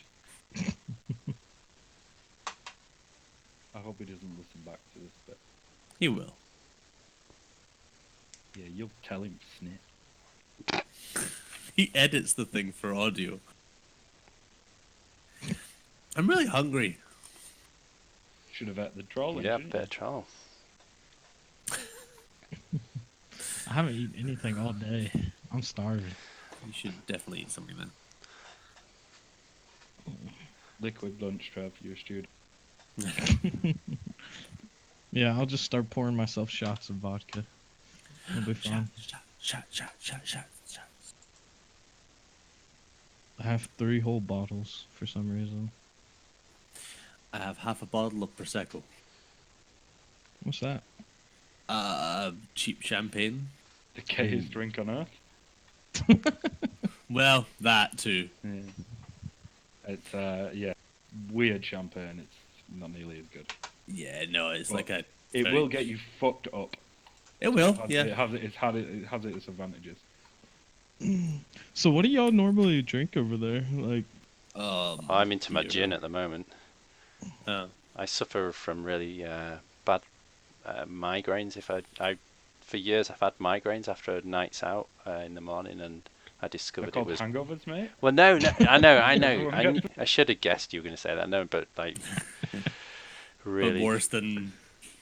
Well, I get migraines normally, and I can get hangovers, but recently, for the past few years, they've all been turning into migraines. So I did a bit of research and asked around on the internet, and loads of people said stick to clear things, and I've moved over to gin and don't even get a hangover, let alone a migraine nowadays. So it's My thing when I fantastic. drink any alcohol is I get really itchy feet, which is really weird. Mm. Well, apparently it's a sign of like being allergic to it.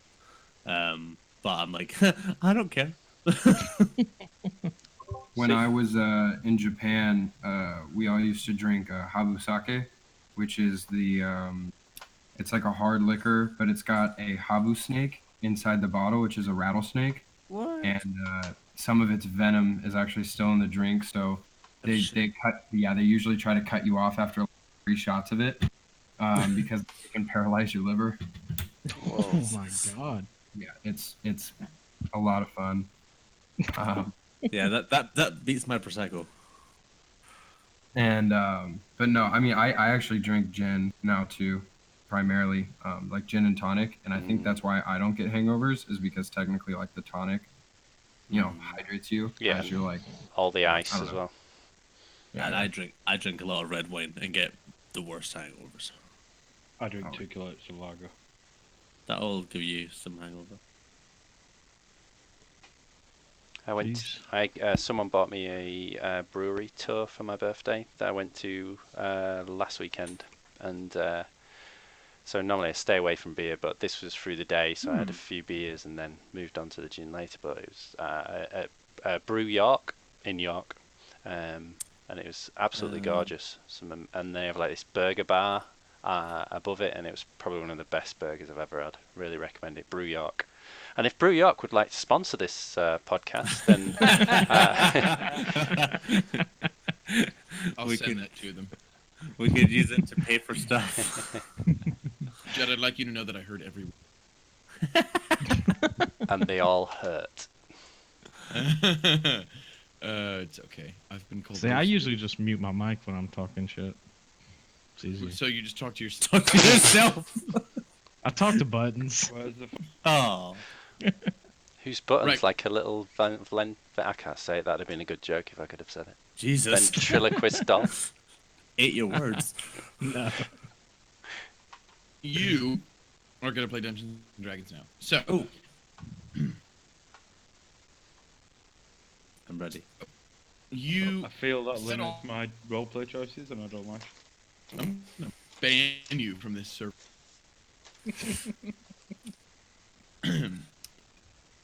You set off a little later the next morning, which has given Dr. Glade time to gather enough herbs to restore his poultice kit back to its original efficacy. All of you take a long rest as well. You walk all day. And as the sun begins to set, you continue on, looking for a suitable place to make camp, pushing a bit further than you normally would, because you know that Leidenford is not far now.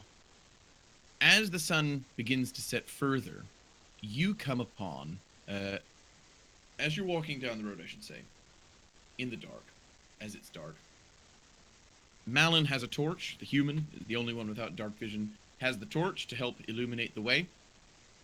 But over on the left-hand side of the road, you notice a small camp, complete with campfire. Music plays softly in the background, and you see a handful of carts, some tents, a few odds and ends. It's a family of traveling nomads. I thought you were And going you to say noticed- gnomes then. Sorry. Yeah, I heard that. I'm afraid they are human. Set up next to a small pond. And as you begin to pass, they take notice of you. And you hear the old woman next to the fire call out, "Who is that, traveling so far in the dark? Come and rest by our fire a while. The roads can be dangerous at night. Come, we have little, but what we have you may share." Stay a while and listen. Milady, your invitation is most welcome. What is your name? Oh, my name is somewhere in this book. One moment, please. Well, that is quite a memory you have there to not remember your name. I am so an well. old woman. I do not Mhm. remember everything. I need to write some things down. Well, I'm sure. Right. Hang on. Let me. I can edit all this out. That's the beauty. Ma chérie, take your time. Remember your name. I am known as Mate. I bet you are. He takes his journal out. Kai takes his journal out and writes that down. Mate, the old lady. Your, and your companions here are. These are my children and their families. Yes. They are all your children. No. My son, my husband, my son's wife, and my son's wife's sister. It is nice to meet you all. Why are you here? We are a traveling band. We travel. Band? No, hang on. Try that again. We are a traveling. We're the Partridge Family. Ba, ba, ba, la, la, da, da. We. She does a backflip, starts to juggle. No, and we are a traveling family. We have no fixed home. We carry our homes with us where we go. We travel here. We travel there. Sometimes selling, sometimes buying. It is a roaming life. I imagine you have very many stories that are interesting. Indeed, there are few greater pleasures in life than to pass the night with strangers, telling stories, sharing a meal or a drink. We have some stew, and perhaps you have some bread or meat to add. Your companion there has, hang on. You there have an instrument. Perhaps you would be kind enough to play us a song. Oh, I would be more than happy to any any specific genre you prefer? Prog rock. Prog rock shom search. No. Funny enough. Um, It's okay, we can avoid the copyright strike. You can play whatever you want. I have nothing prepared. I will play this tune, which will be unheard by anyone more than 2 seconds from me. And he begins to play. 'Cause Very good. I actually have nothing to be able to play right now. That's fine. As you begin to play, she starts to look for a spoon for the stew, and you notice that she's blind. Her son comes over and helps her with it, placing the ladle in her hands, and she puts 5 bowls of stew in front of all of you, and sits back down on a rock that's been turned into a stool. What brings you so far out into the frontier? We are on our way to Ladenford. Do you hail from there?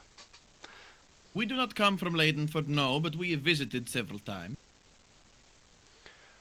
And where are you heading, my good woman? We go where the fates may take us, but today we go west. Speaking of Leidenford, if I may interject, have you heard anything about a large catfish or a beast in the lake there? There is no lake in Leidenford, only a river. But the locals hold true that there is some kind of great fish which lives within it. They have a festival every so often. I have never seen it with my own eyes, and as I passed through not 2 weeks ago, it had already concluded. But that fish is prevalent. You will find small shrines on the side of the road, imagery around the town. The fish is popular. Interesting. Music. Don't play the music because then I can't edit it out. Oh no. Okay. Do you have any stories about this fish? Any particular things it enjoys? Things that they do to perhaps summon its presence? I will admit I am no expert. You will have to ask the locals. I only pass through from time to time. I hear stories. Some stories about its powers, its great and terrible powers, but I know a wives' tale when I hear one. Fair enough. Thank you for your time. Madam, But wait. Oh, sorry. Just I have this thing here, and I reveal the pouch with the teeth, the troll's teeth in it, and I say, you wouldn't happen to have any jeweler's tools, or perhaps somebody who whittles, or any other sort amongst your family? My husband has been known to carve a thing or two. And you see an Perhaps I might be able to give him some coin for a bit of work tonight. He would be most grateful, but your money is no good. We do not seek coin. We have little use for it. We share songs, tales, company. It is all we need. Madam, may I repay your hospitality in a couple of ways? You say you're heading west. I would like to warn you that we came across the path of a gigantic troll, possibly a gnome, but I think it was a troll, that seemed to be suffering from the pox. It was very, very dangerous. It took all of our wit and strength to take it down. I fear there may be others, so do take care on the road. I thank you. And may I be so forward and ask how you lost your sight? Is it from birth? I have had no sight for many, many years now. For as long as I can remember it. When I was but a girl, there was a terrible accident, and it was taken from me. Madam, I'm a doctor. Would you mind if I took a look? That is very kind of you, Doctor, but I have no need. My life has been living through senses I have that are beyond. I do not need to see through my eyes anymore. As you wish, my good woman. Perhaps in exchange for your kindness, I can show you a bit about my sight. Will you permit me to read your cards? And she pulls out a deck of tarot cards. The cards can tell you much about events long past, events unfolding, and those that are yet to come. Madam, I am a man of science, but I'm always willing to experience new things. Yes, go ahead. And she begins to shuffle the deck. And hang on, bit of noise. This will be interesting.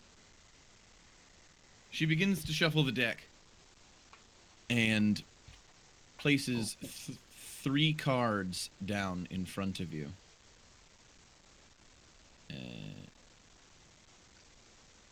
What do they mean? Crickus, did you just move around the giant card? Yes. You know that's not how it works, right? Well, should I stay here on top Like of the car? like they aren't actually 30-foot long cards. Oh, I know that. I was just doing it so it's like easier to see for everyone. They're So gnome I'm not like cards. blocking it. You're not blocking it. I've moved them on the top, but thank you. Your concern is very sweet. Madam, I think there's something wrong. All 3 of them are the same. And she smiles and pats your hand, and she says, "No, my dear, this is the reverse." Oh, I see. She turns over. She turns over the first card, and says, "The Emperor, a strong past indeed. You are a child of tradition and structure. Your family rules your thoughts and heart, and you carry your father with you. A heavy burden for one so young." She turns over. Yeah, go ahead. Dr. Glade would make a. He would hope an inaudible little gasp there, but he would be shocked at that. She turns over the second card and says, "The 6 of Pentacles. A wonderful card. You are a kind and compassionate man. You are a kind and compassionate man. Greatness of word and deed. Generous. What your father instilled in you has made you a loving and charitable person with noble intention." And she turns over the final card. The 7 of Pentacles. Inverted. Noble though your intentions may be, you must exercise caution. If you give to every needy person in the world, you will weaken yourself and them in equal measure. There is power in the struggle of people winning by their own hand, winning their own battles. Beware, lest you do more harm with open arms than you ever could with a well-placed scalpel. Madam, that's incredible. I don't know what to say. I need time to reflect upon this. She turns to Malin, shuffles the deck, and lays 3 cards. I'm gonna say thanks, but no. I know what my future holds. And she nods, puts them away. Madame, I would be quite happy to for you to. Fucking hell. I speak the fucking language, but I can't do the accent. I would be happy for you to read my fortune if you'd be so kind. And she nods, and shuffles, and deals 3 cards. She turns over the first. The 5 of Pentacles. Much of your youth was spent in want, not of love or parental support, but belts were tight and times were tough. He raises an eyebrow. She turns over the second card. He said. She turns over the second card. The 2 of Wands. Through no small effort, more of the world than you thought possible now lays before you. Look forward at the threshold of a new beginning, as behind the road. At the threshold of a new beginning, as behind, as I can't read my own goddamn handwriting. Hang on. Madame, I thought you two were having a problem with your accent. No. No. I will try again. Okay. Oh. Shit. Through no small effort, more of the world than you thought possible now lays before you. You look forward at the threshold of a new beginning and behold the raw material from which you can mold your life. At the mention of new beginnings, he looks around his fellow adventurers one by one. And she turns over the third card. The Ace of Swords. You have been given great power and the means to use it and the opportunity to wield it. But your journey is only just beginning and you have much to learn still. Be mindful of how you point the sword you have been given, for on either side of the Raja's edge lies chaos. Merci, madame. I will take your advice with great interest. She shuffles the deck and she looks at Cricus and she puts down 3 cards. Very well. I'll hear what you have to say. Okay. Oh, not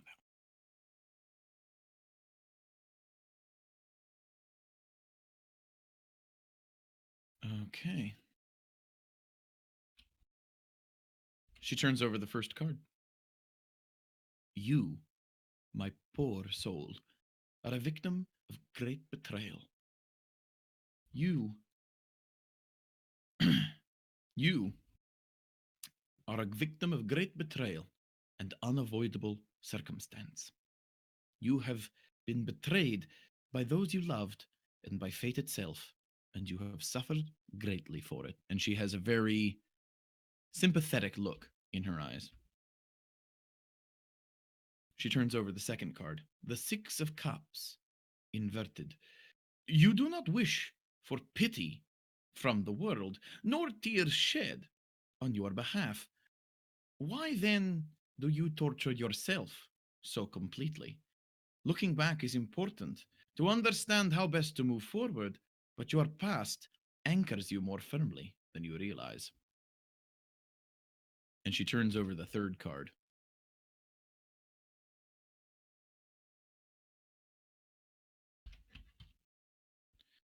The Hanged Man.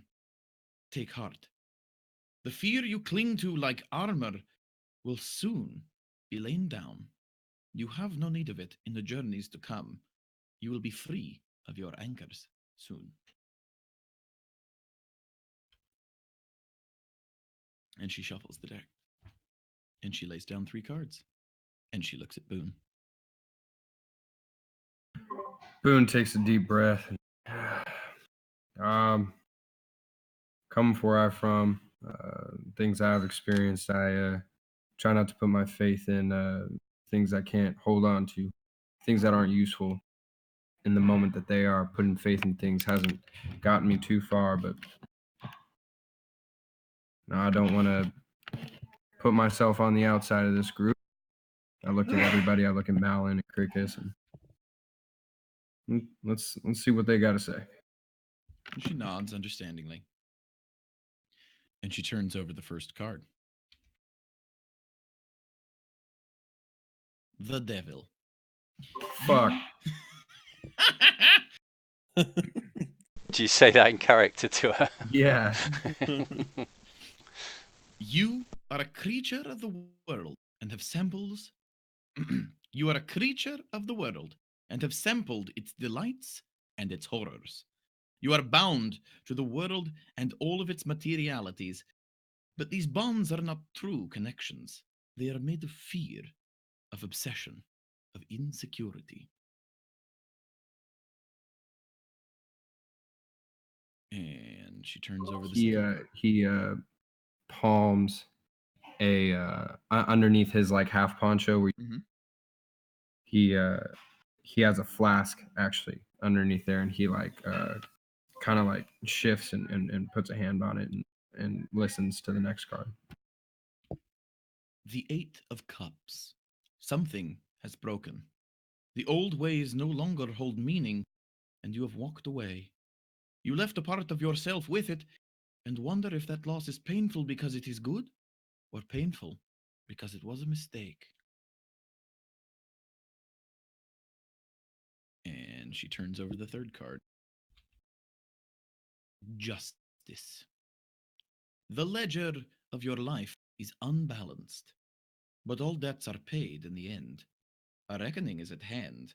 What has been concealed will be made plain, and the seeds you have sown on your path to this moment will be reaped, for better or for worse.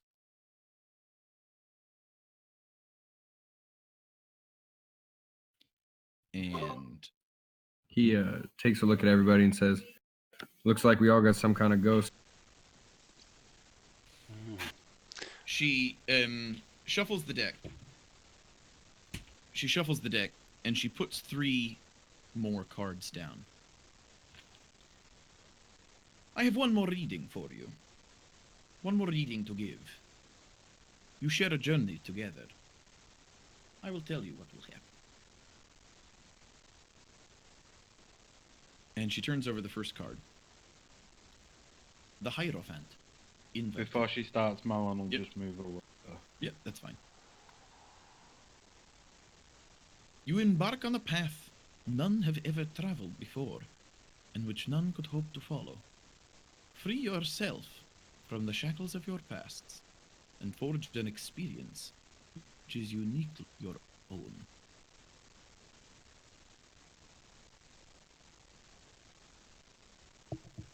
The second card. The Chariot. Chaotic and deceptive forces are at play around you. You must seize the reins of doubt and discord, and achieve victory through nothing but the strength of your conviction and the iron of your will.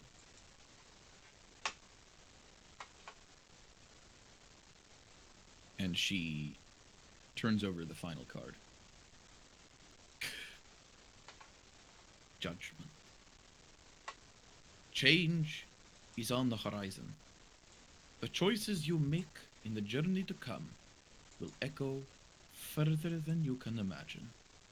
At times you will find yourself in beyond comprehension, in circumstances beyond your control. Heed the call. Heed the call. Confront your destiny and realize your place in the tapestry of fate. For only then will you be able to achieve the inconceivable. And she puts the cards away. Madam, your readings are very, say, concerning. But I thank you for the time you've taken to give us them. She nods, and smiles. Oh, my character's in the wrong place. I didn't mean to be sitting right next to her. You're just like sitting right next to her, like Really cozy, really cozy. Okay, maybe I was over here. She'd jump out of her skin when you talk to her. Yeah, it's right there. Madam, am I able to repay any of your companions for the honor that you have given us through your reading? And she says, if my husband or my son or my family have any medical assistance, they're open to it, of course. Whatever they may ask that you may be able to give, they are grateful for. I require no such assistance. Okay, so I look around those present, make eye contact with them all, and The husband kind of toddles up and puts his foot in your lap. what I have toe. you do? Hopefully 5 on each foot. What No, seems to be? I have toe.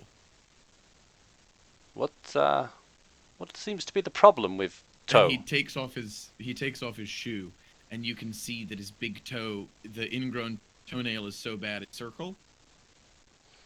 Oh, yes. I've seen this kind of thing before. Can I roll to see how well I? Well, Yeah, absolutely. I would say roll with advantage on this, because given your backstory, well, you might not be able to autopsy a troll. I imagine a lot of like poshos that you learned around when you were coming up, and your dad was, there's the symptoms of gout and ingrown toenails Yeah. and these sort of minor ailments or something of a specialty. So make a medicine check, but make it with Yeah. advantage. And he's worked in the slums as well. That's what where his practice is currently. So he's not afraid of touching feet. 13. You know you can't fix this problem tonight. That this man needs more care than you can intervene in giving. Mm-hmm. But you know that you've got a poultice that you could give him, which would soothe some of the irritation. Okay, so yeah, yes, I may have something for that. Give me just a moment while I prepare something for you. I'll find you again this evening. And he nods and toddles away. Everybody else is sorted. Okay. So I'll prepare something for him. I thought you said sorted. Everybody else is sorted. Titties out. Oh my. No, everyone else is just Debauchery. Well, my companions and I should probably be leaving. I went German there. This will require some practice. I'm sorry, I shouldn't know. Bad decisions were made. Shall we? Mm-hmm. Mes amis? Bonjour. Or I do not know what you're saying. If you wish to You say can't it- pull that. You already said merci. Oh shit! So I did, yeah. I'll edit that out because French is distinctly not a language. Yeah, my friend, if you could please address me either in common or in infernal. This is an infernal accent that I speak with. It's quite normal. oh, really? And I'll speak infernal to him. Oh shit.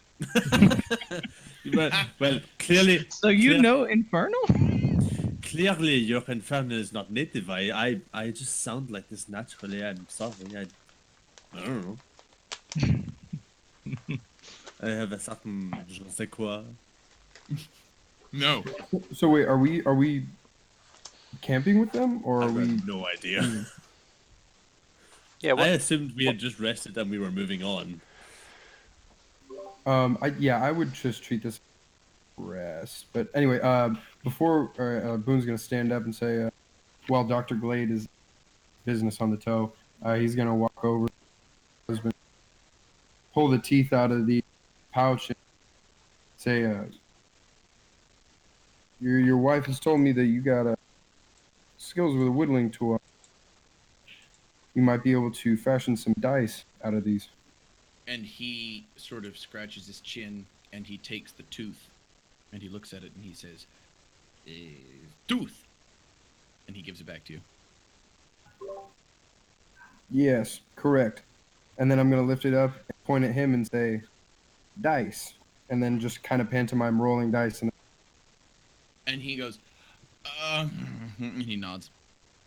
And he takes the tooth and he pulls out a switchblade, a little like paring knife, little whittling knife, and begins to shave the tooth.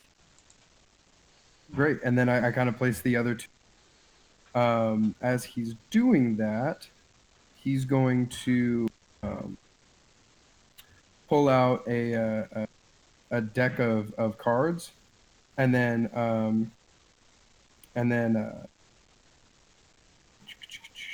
he's gonna pull out the deck of cards and just kind of offer them up and say trade. And he nods and do you do like a motion to aid in your? Yeah. He nods and kind of pats the bench next to him as if to say, you can leave it there, and keeps whittling away at the tooth. Cool. And then I set the cards there and just kind of hang out while everybody else is thing. Very good. Kai is tuning his shom.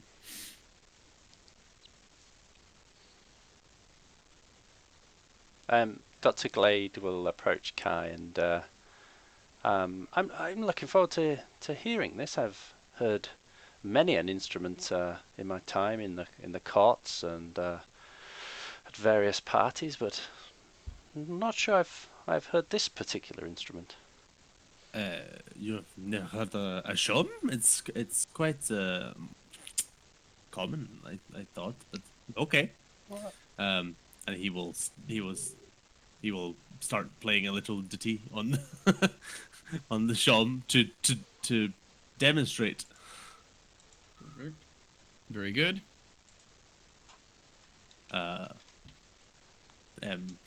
After which you will say, "Well, are you suitably impressed by that?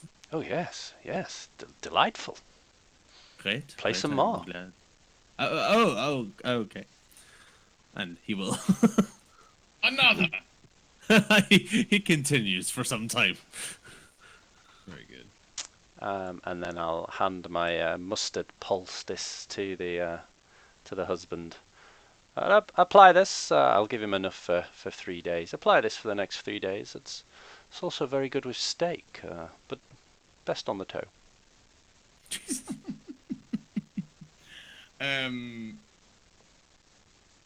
He sort of listens to your complex sentence and nods and sniffs it and puts it down next to the deck of cards. Okay, I'll just have a little word with his good wife. Mm-hmm. I've given your husband a poultice of mustard and various other herbs. Make sure he applies that once a day for the next few days, would you? And she pats you on the hand and says, "Thank you very much. I will see to it." Okay. What do you guys? You camping here? Or are you moving on? I guess should we have a little chat in private? Are we going to stay the evening? I mean, those cards kind of freaked me out. Boone says, "Hey, the more the merrier. Plus, I'd hate to see anything happen to these folks. I know we moved away from where Pox was with the trolls, but you don't know how far that may go. I'm actually okay with just bedding down here for them." And then looking over at the woman, if that's quite all right with you. And she nods and says, "All we have is yours." And she sort of gestures to the tents and there's bedroll. Good point, well made there, Boone. I agree. Let's stay the evening. All right, I guess. Very well. It's still a lot of this. Are you cutting out, Judd? I said there's still a lot of light. We could easily make quite a lot of distance. It looks pretty dark to me. Judd, you have a torch. Yeah, there's still a lot of light on it. Light on my torch. Days not over till the torch is out. The fish will Can be I there. just The fish will cast be there. prestidigitation? I can't say that word. Prestidigitation, yes. Yes, to douse his torch. You absolutely can, and it snuffs out. Ah, It sure is bright out. the day she's over. What the fuck? We'll get there. It takes time. I will cast Flaming Sphere. Is it the same one as last time? Judd. Yeah, it is. Just on the roadway.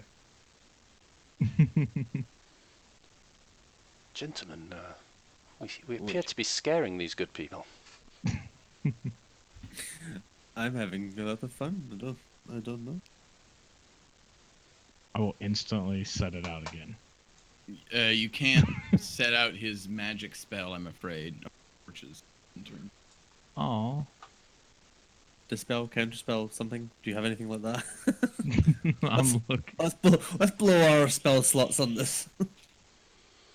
Suddenly, all the nomads form a Voltron-like enemy. But you burned all your spells. The old lady is the head. Who's moving the campfire? I noticed I could move it earlier. It was like It's the only attached to way- my character. It I was the like, only way I "Oh." could get everyone to see it was making it controlled. Yeah. No one would find out. I will become a giant spider and go stay in this tree. I don't like Um, creepy people. You do. How long does your spell last for? Like 3 hours, but once I'm comfy, I can transform back and stay as a human. No, the fireball. Oh, a minute. I'd turned it off when I transformed. I see. It snuffs out. You pass the night with these people, and you share songs and tales. They tell you of faraway lands. They tell you of a place that they visited called Inisti, far across the sea, in which there was a terrible disaster that befell the nation. An angry agricultural goddess, an angry goddess of the harvest, had caused the winds of that land to not permit a single ship to leave, and all that got stuck there were then, or all that traveled there were then stuck.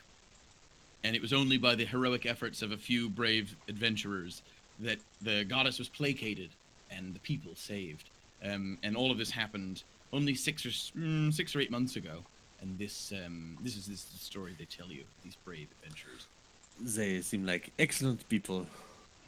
I like the story of the monk. He was an interesting fellow. There was a dwarf I particularly liked. I'm sure you like dwarves. Tiefling. I do not know how to take your comment, but okay. You pass the night with these people, and you have a marvelous time. In the eventually goes out. Oops. It's probably there goes the tree. It is dark, I cannot see. We're being attacked. Help! The trees, they are gone. And Oh, they're back. suddenly the Oh. trees walk away. Jesus. The fuck is happening? It's Lord of the Rings.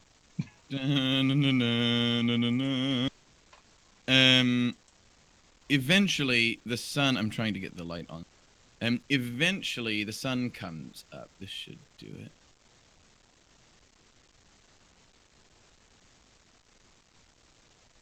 Ooh. And as the dawn breaks, My You notice- eyes. you notice there is not a single trace of the nomad encampment that you saw last night, with one exception. The final card that was read, the judgment card, is left face up in the center of the encampment, and nary a trace otherwise to be found. I would like to go pick up the card and just hold it. Yep. It is a painted piece of paper. You do not, with your magical senses, do not see or sense anything unusual about it. It is a card. You deduce or infer that it may have been left behind so that you could carry it on. Well, that is fucking creepy. To say the Perhaps least. she's going to judge us for what we do. I don't like this at all. This is not okay. Wait, Good I morning, checked. I Tony. pat my sides. Do I have the dice? You do. You find them in the bottom of the bag. How well made are they? They're very nice. They're not like Okay. the finest craftsmanship you've ever seen, but it's the craftsmanship of 6 experience in handicraft. Haha, sweet. Yeah, actually, I'm not that upset. You get 3 d6s. Woohoo! I didn't sleep very well. Did I notice anything throughout the night? You did not. Did anybody actually see them leave? I hate push to talk for the reference. Well, You're, I you're do being not know. punished with it. I understand that. I really hate it. I didn't want to interrupt you. You're- You're wonderful talking. Your comments have been taken under advisement. Where is everyone? Hello. Can I check the road or anything to see when they would like to see if there's any marks? Mm-hmm. Make a survival check. I think that's how you track things. Yeah. It is. Ooh. Yeah, nope, that's a 7. You find your own footprint, but that's all you can figure out. Can I help him with that? You can make a separate survival check.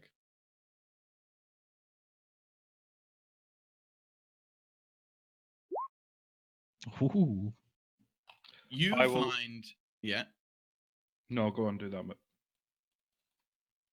I was Well, just gonna say I will take animal form of some kind of hunting dog, and I will sniff around the area for tracks or anything like that before. Mike, you find some wagon ruts, but they look like they're a couple days old. After kneeling down and touching the ground, and I'd stand up and tell everybody what I saw, and it possibly may have contact with some magical traveling group, but in all honesty, I think it was a pleasant experience. We helped them, and they helped us.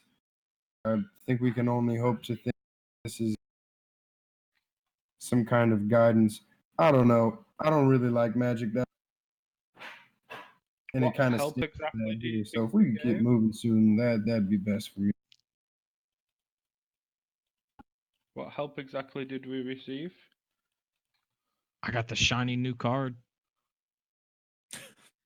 It's gonna start a collection. It's just the whole new. It's the new range. They It's certainly trading. did a very good con, but I'm not sure any help was actually received. Well, I mean, the help just they assumed or not assumed was benevolent, I should say, and they gave us a bit of insight and possible.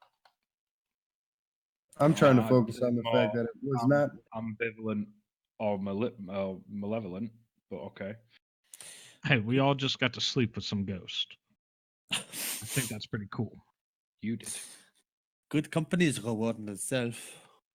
I just want to point out the one that said we should move on and avoid the creepy lady who tried to con everyone. Yeah, I'm on board with that. And Boone moves towards starts to get. You Oh Jesus! That token left at light speed. Sorry, that really tickled me. you move right along. And after a couple more days, you Leidenford. reach the city. Oops. You reach the city of Leidenford. You notice as you get closer and closer, eventually the dirt road that you've been walking along becomes cobblestoned. And right as it becomes cobblestoned, just off the road, is a sign that says, "Welcome to Leidenford." Well, we made it. Yeah, I'd assume Boone just says, "All right, here goes nothing, I guess." You walk down the cobblestone path along the river for some time, and you pass an old dilapidated building, and you make your way towards. And you notice that the roads that come off of this. I've just realized this is all black for you, isn't it? Yes. Yes. Yep. Okay. Excuse me, DM, do I get any experience for avoiding the encounter with the command ghost? No. Actually, hang on. Sorry, I was supposed to give you some points for that. Everybody gets 100 experience points except Malin. Yeah. Oh. Everybody gets 100 experience points. Malin, you get yours as well. Oh, Get fucking wrecked, team. don't give him that. Doesn't deserve it. You should be able to see this Nasing fuck. Oh shit. Oh, cool. You make your way into the center of town, and you find yourself in the square. There's some government buildings, and a small market, and a large temple in the center of town. You note the temple is a temple to Monad, and you see a bridge over the river. You see some paths leading up and down the river as well, and the main road as it heads out of town.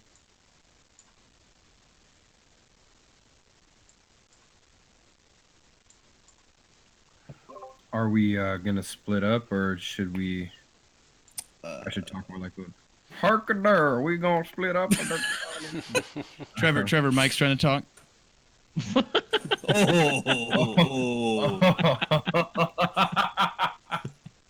That. That was good. That was good. I literally was thinking, I was like, why is he talking like people around here? Wait, is that coming from inside the computer? Or the He done you dirty, Georgia.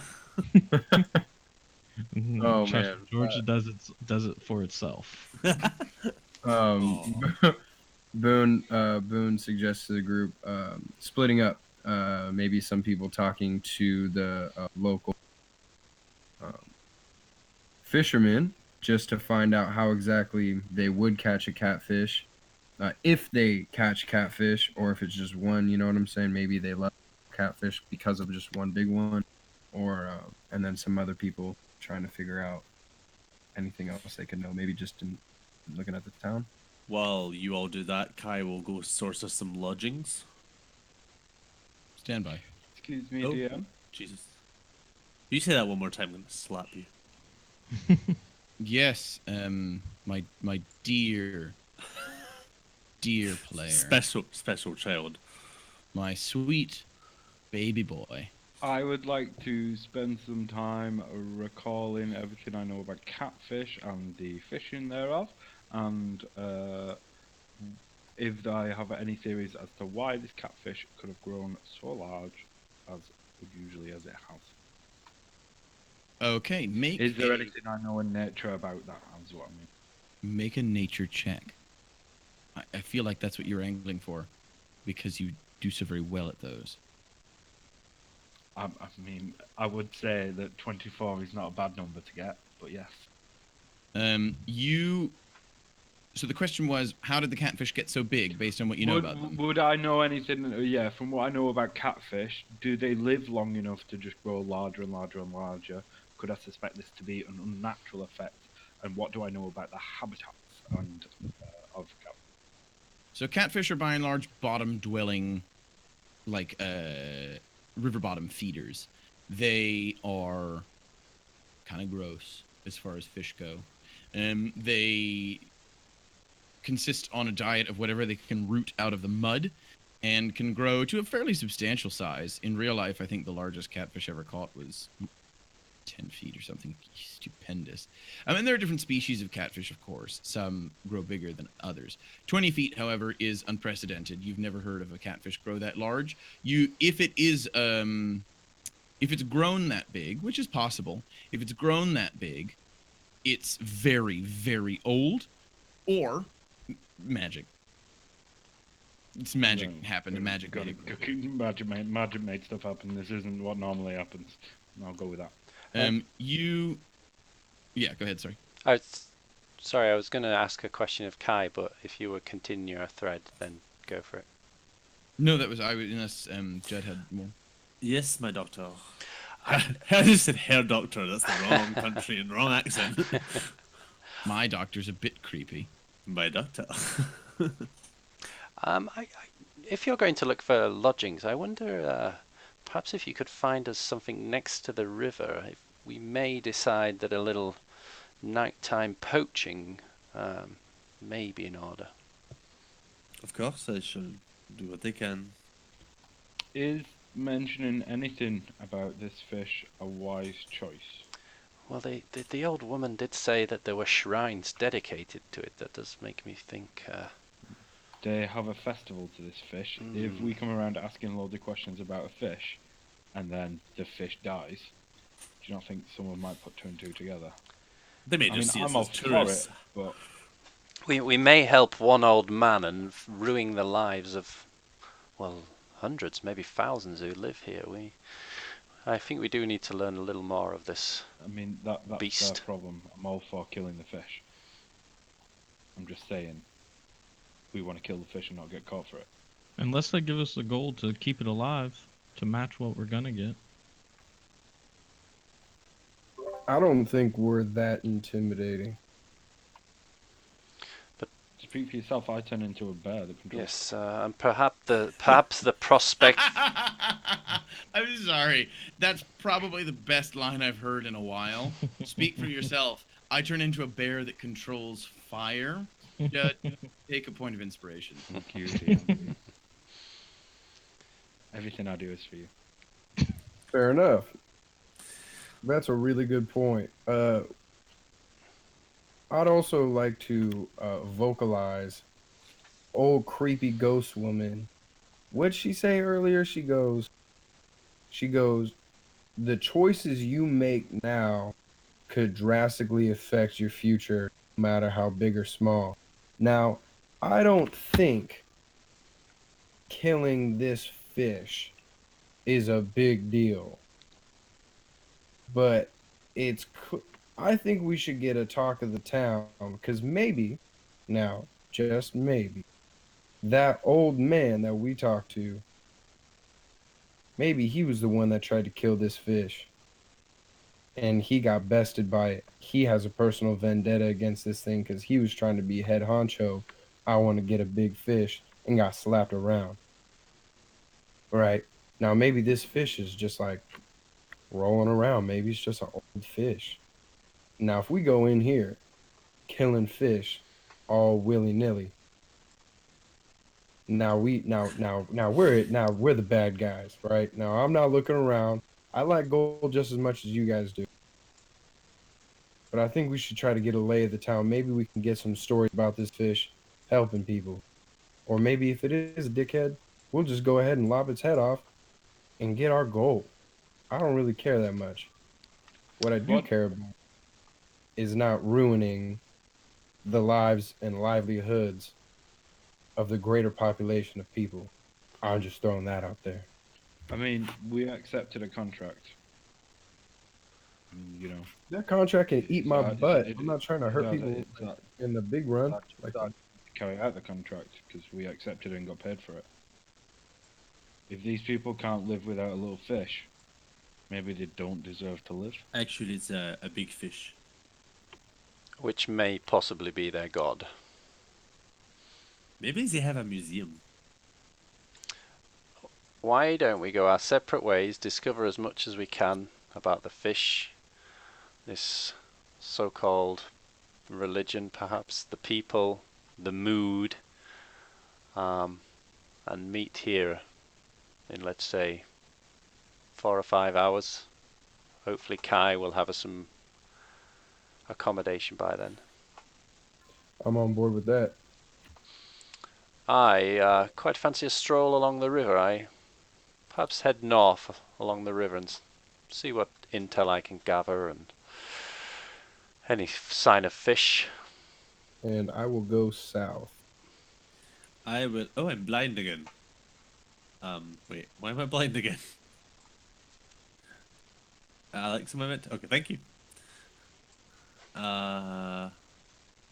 Okay, yeah, Kai will head. I don't know. Alex, Before you go, Kai.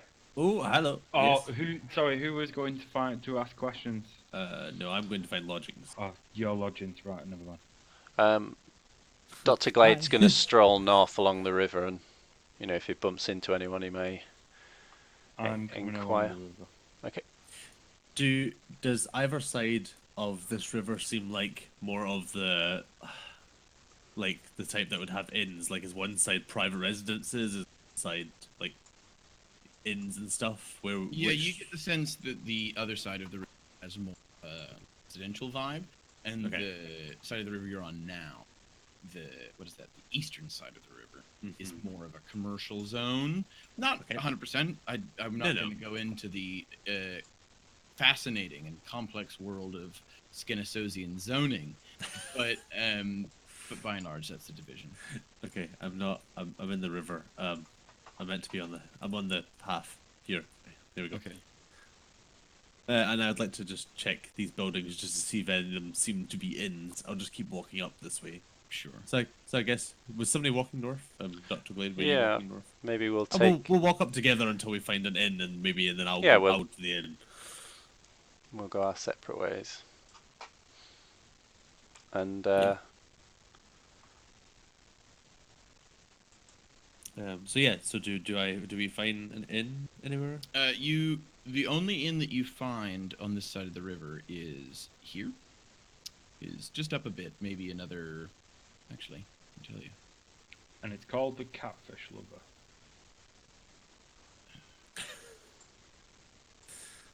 What is that? 500 feet. In high school. Sorry. Yeah. Okay. Yeah. So where am I? Inn. This is the inn here. The one that you're on is an inn, but Okay. by the time you get up to it, you notice that it's closed and that there's a sign pinned to the door that says "Closed for renovations until next year. Please inquire at the Singing Jester." And then it has like a little crudely drawn map of the town, and Okay. it tells you to go over. Tells you to go across the river west Oh, Towards- okay. towards where I'm pinging. Oh, I see. Okay. Well, okay. Dr. Glade, I will bid you adieu Yes. from now. There's an inn across here. looks The like this inn is where that we you go our leave separate ways. Jeez. Is called. Sorry. Can you put me in the right place? I didn't. Wherever I was meant to be. Oh, thank you. The inn that you leave on the other side of the river that was closed was called the Cat's Whiskers. Ah, okay. The Cat's Whiskers. Cool. Nice name. You managed to find the Singing Jester. The Singing Jester is a single-story building with a stable outside. That's that long, skinny building that you can see there.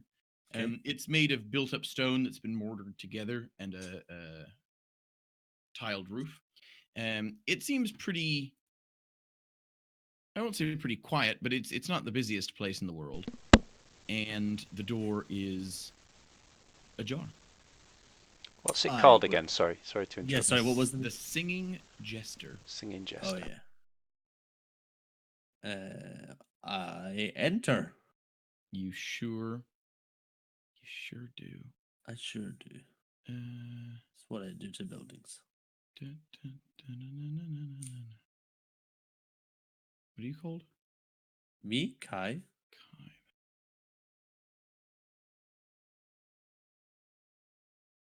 Oh, Kai, that's you. Oh, jeez, okay. Wait, my zoom level is weird. Okay. Did he drink the river water? He's huge. I can't see anything. There's a huge Kai token on there, Oh. Is there? like 10 times bigger than. the Hang on, normal sorry, I one. was looking at something else. Oh God, you turn into Kaizilla. Yay! Kaizilla! Kaizira. Kaizilla. Right, we're editing all of this out. Yeah, that's going. Yeah, so I seem to be in a tavern. You are. I'm going to come back to you. Yep. Dr. Glade and Malin begin to walk up the north side. I'd like or to rather, twirl east side of the twirl river, my cane walking. while I'm doing it. You are a dapper gentleman. And you get some looks, considering you're wearing a plague doctor's outfit and a top hat. You get some looks as you walk down the street, but people are generally friendly, and as you tip your hat to them, they tip their hats to you or give you a nod and a smile. Could I catch the attention of someone and try and strike you a convo? Strike up a conversation. Hello there. I'm new to town. What a beautiful river. Could you tell me a little bit about it? You've grabbed a human man. He's got sort of uneven white hair and soft, lovely green eyes. He's wearing leather. He's wearing leather clothing, not like a breastplate, and it's just a sort of working clothing with big apron and some tunics underneath. and he's got several pouches hanging from his belt. What was the question? I said it was a beautiful river, and could he tell me any more as I was new to town? Thank you. And he says, well, we don't get many travelers all the way out here, but you're very welcome indeed. Hello. And he takes off a glove, and you can see he's got a workman's hands. He's clearly used his hands to make his living. And he extends it. And you cut out slightly, but I'll take his hand and shake it. Yeah, he extends his hand. Yeah, I'll shake it.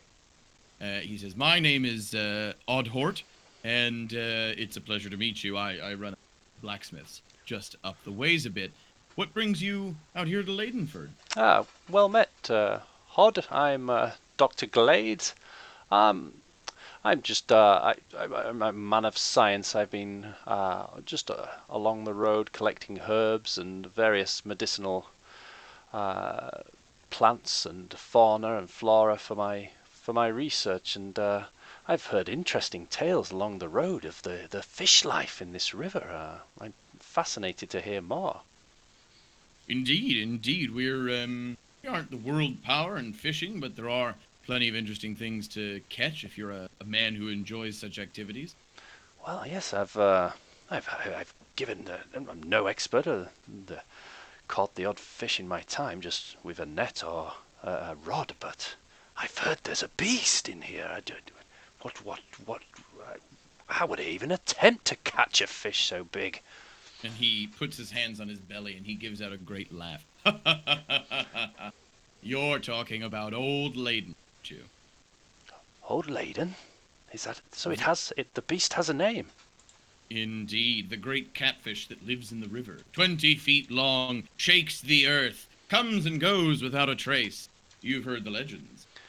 Well, now, I've met the odd fisherman in my time. Very rarely are the fish as big as they say. 20 feet, truly? He nods and he says, you're wise not to trust the tales of the odd fisherman. And although I think, personally, many of the factors and features of this fish are greatly embellished, and though I have never measured it myself, every year we hold a festival on the bridge in the center of town. We make offerings to the fish, and sometimes he appears and goes and fetches them, sometimes he doesn't. But when I've seen him, he's a whopper. He's at least 15 feet at a stretch. And has anyone ever hooked him? Well, old Dave tried to once, maybe 30 years ago, say. He was out in the river going for Old Leiden. People come every so often, but Dave got the closest. Fish got his leg, poor bastard. But no, he's all right now. We set him up. He's looked after. But otherwise, plenty of adventurers come seeking a bit of sport. Legends of a monster fish are going to draw in many a fisher person from far and wide. None so far have been very. A few have managed to get some hooks in him. Some even a harpoon or two, considering his bulk. But he never seems much fazed by it, and has yet to be caught. Well, in the name of science, I would like to clap eyes on this beastly fish. But it seems to me that this fish means so much to the town at festivals. I've even heard on my way here that there are shrines dedicated to it. If I was to harpoon this fish and catch it and take it for my supper, what would the town think of this? Well, I think we'd cross that bridge when we came to. Many have tried to catch Old Leiden and succeeded in even managing to lay a hand on him. Only a hook or two. If you were able to catch the fish, I don't know. I mean, it's been around a long time. People in the town, they like their folk tales. We do have some shrines, and he points out one that's on the road. It's a small, covered thing, and inside is a stone statue of a fish. Back a long time ago, fish like him used to be worshipped. God, this great, humongous fish. But nowadays, not only are people a little more wise to that idea, but also we have, with state religion, no need for such gods. Monad is, of course, he says it a little too loudly. Monad is, of course, the only god we need. A couple of the old biddies still cling to the old ways, and maybe you'll ruffle some feathers, but I wouldn't look for an angry mob if I was you. Well, you've suddenly got my blood rising. Yes, I'm up for it. Why not? Where does a city slicker like me even begin to go fishing? What have you got a fishing tackle shop? Should I see old Dave? Old Dave, well, I wouldn't see old Dave and off for about 3 hours about his experience with the fish, which, hey, may prove useful to your particular quest. I would head down to the bait and tackle shop. It's run by Bill. It's just down this way you're going. You turn right, and then you turn left. It's the third door down. You'll see it. It's got a big sign outside bait and tackle shop. Bill, good guy. Bit deaf in one ear. So just speak up when you meet him. But he'll get you all kitted out with everything you need, and you'll. One thing, just to know about this great fish is that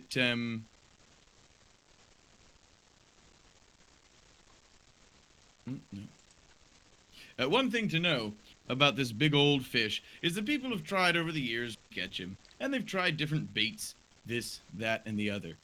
Apparently, your best bet is either something tasty or something shiny. But beyond that, I'm no fisherman myself. I just sit around in the forge all day. I'll leave the wetness to the fisher people. The forge? What kind of forge? I'm a blacksmith. I was just I about to. was just about to ask if there was a blacksmith in town. Said that earlier.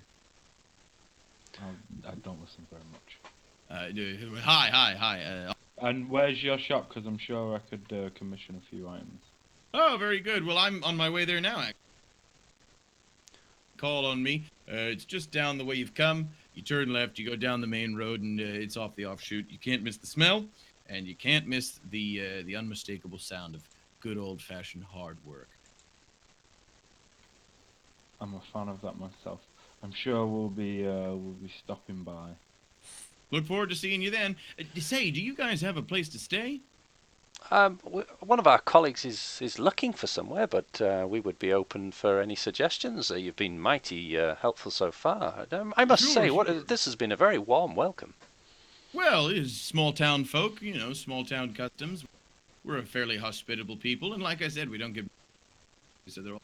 We like to make sure we keep an eye on them, take care of them, make sure they feel like they're welcome. Having trekked just so very far, it must have taken you what? Better part of 10 days to get out here from, where'd you say you come from? Really, anywhere. Oh, we've made our way from Notice. Yeah, oh gosh, God, that is a long way. Well, we'll make sure that we give you the old Leidenford welcome. Your buddy, if he manages to catch up, will probably find himself at the Singing Jester. If not, I'd recommend it. We used to have a couple inns here in town, but one or two of them have shut down because it's not really the high season at the moment, so we've closed for some renovations, this and that. So the Singing Jester's open. It's a nice place, pretty simple, but pretty all right. And you'll find that it's run by a halfling lady called Ed. She's nice, but she's you're not. He kind of looks at both of you. Do you use magic? Oh, I'm a man of science. I'm a doctor. Of course, you said of course, and he looks at Mel.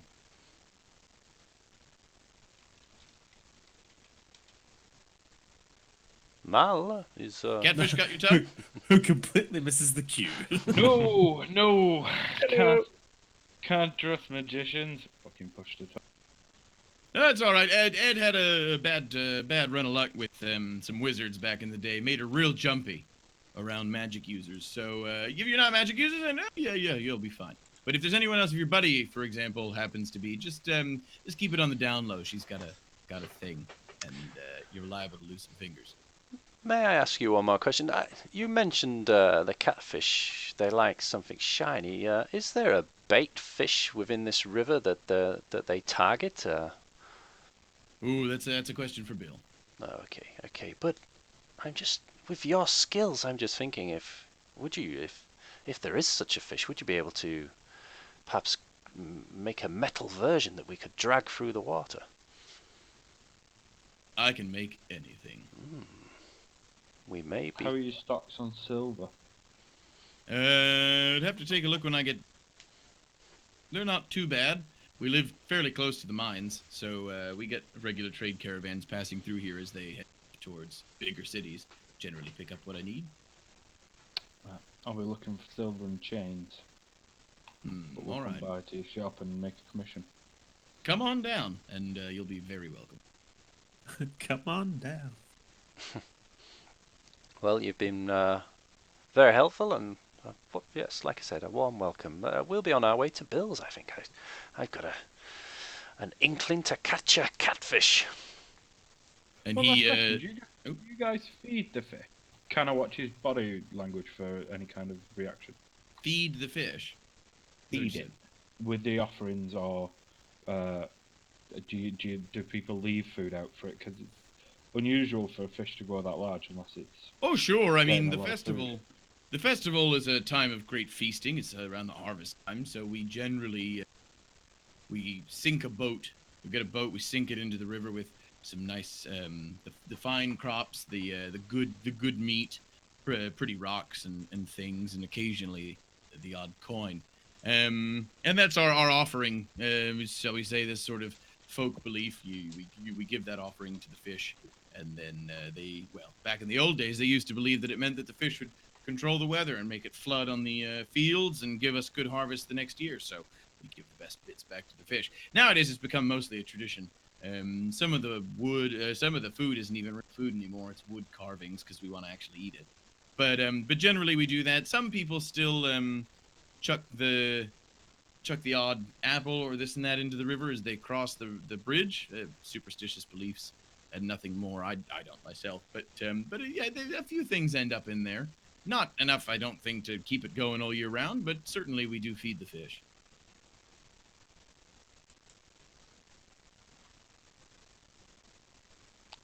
Okay. Fascinating.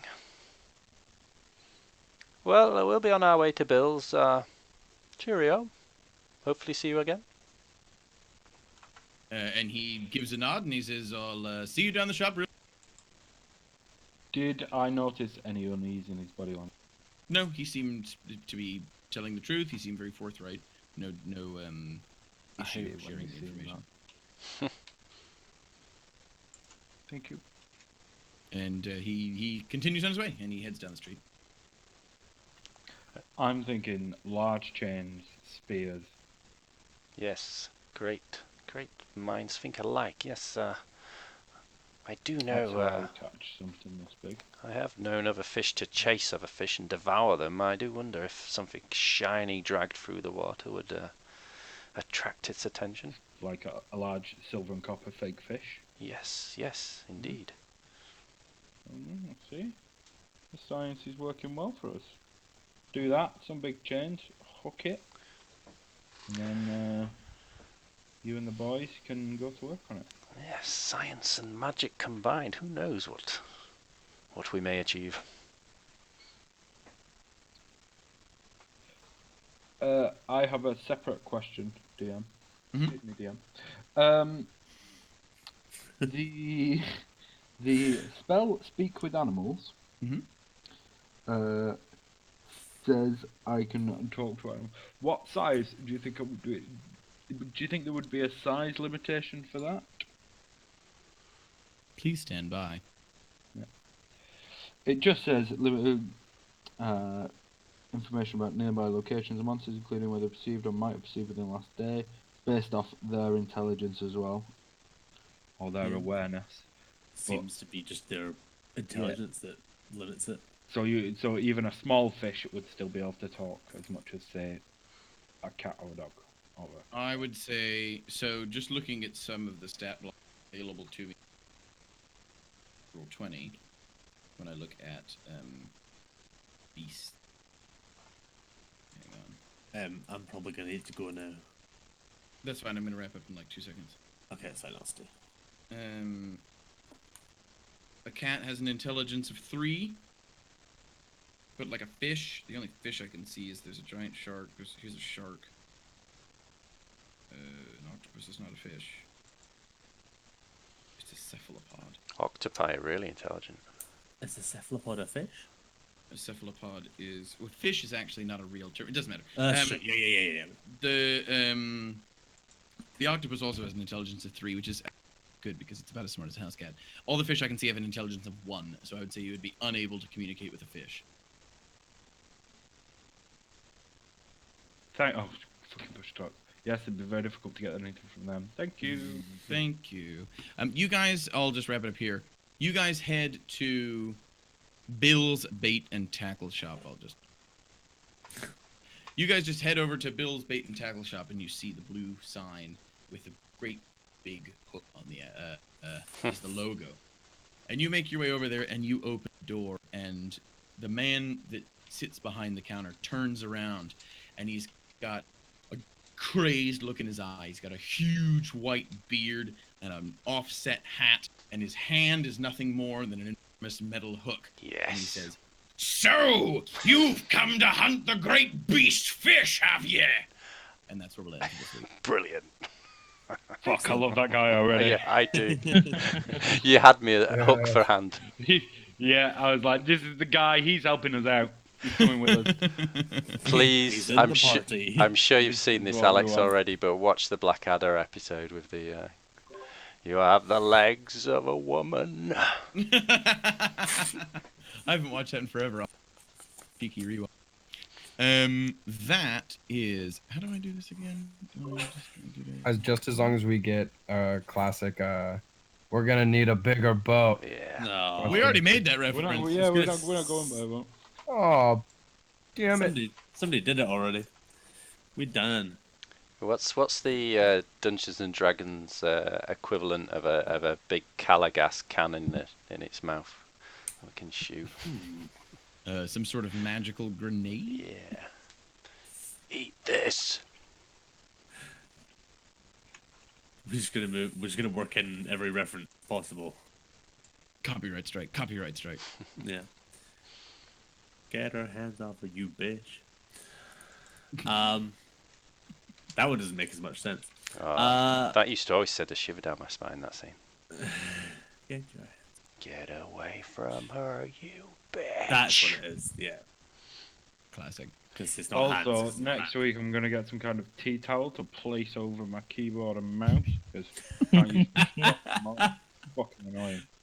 What you can do is if you take off the automatically determined input sensitivity in the options, you can set manually it set it to a higher to where gain.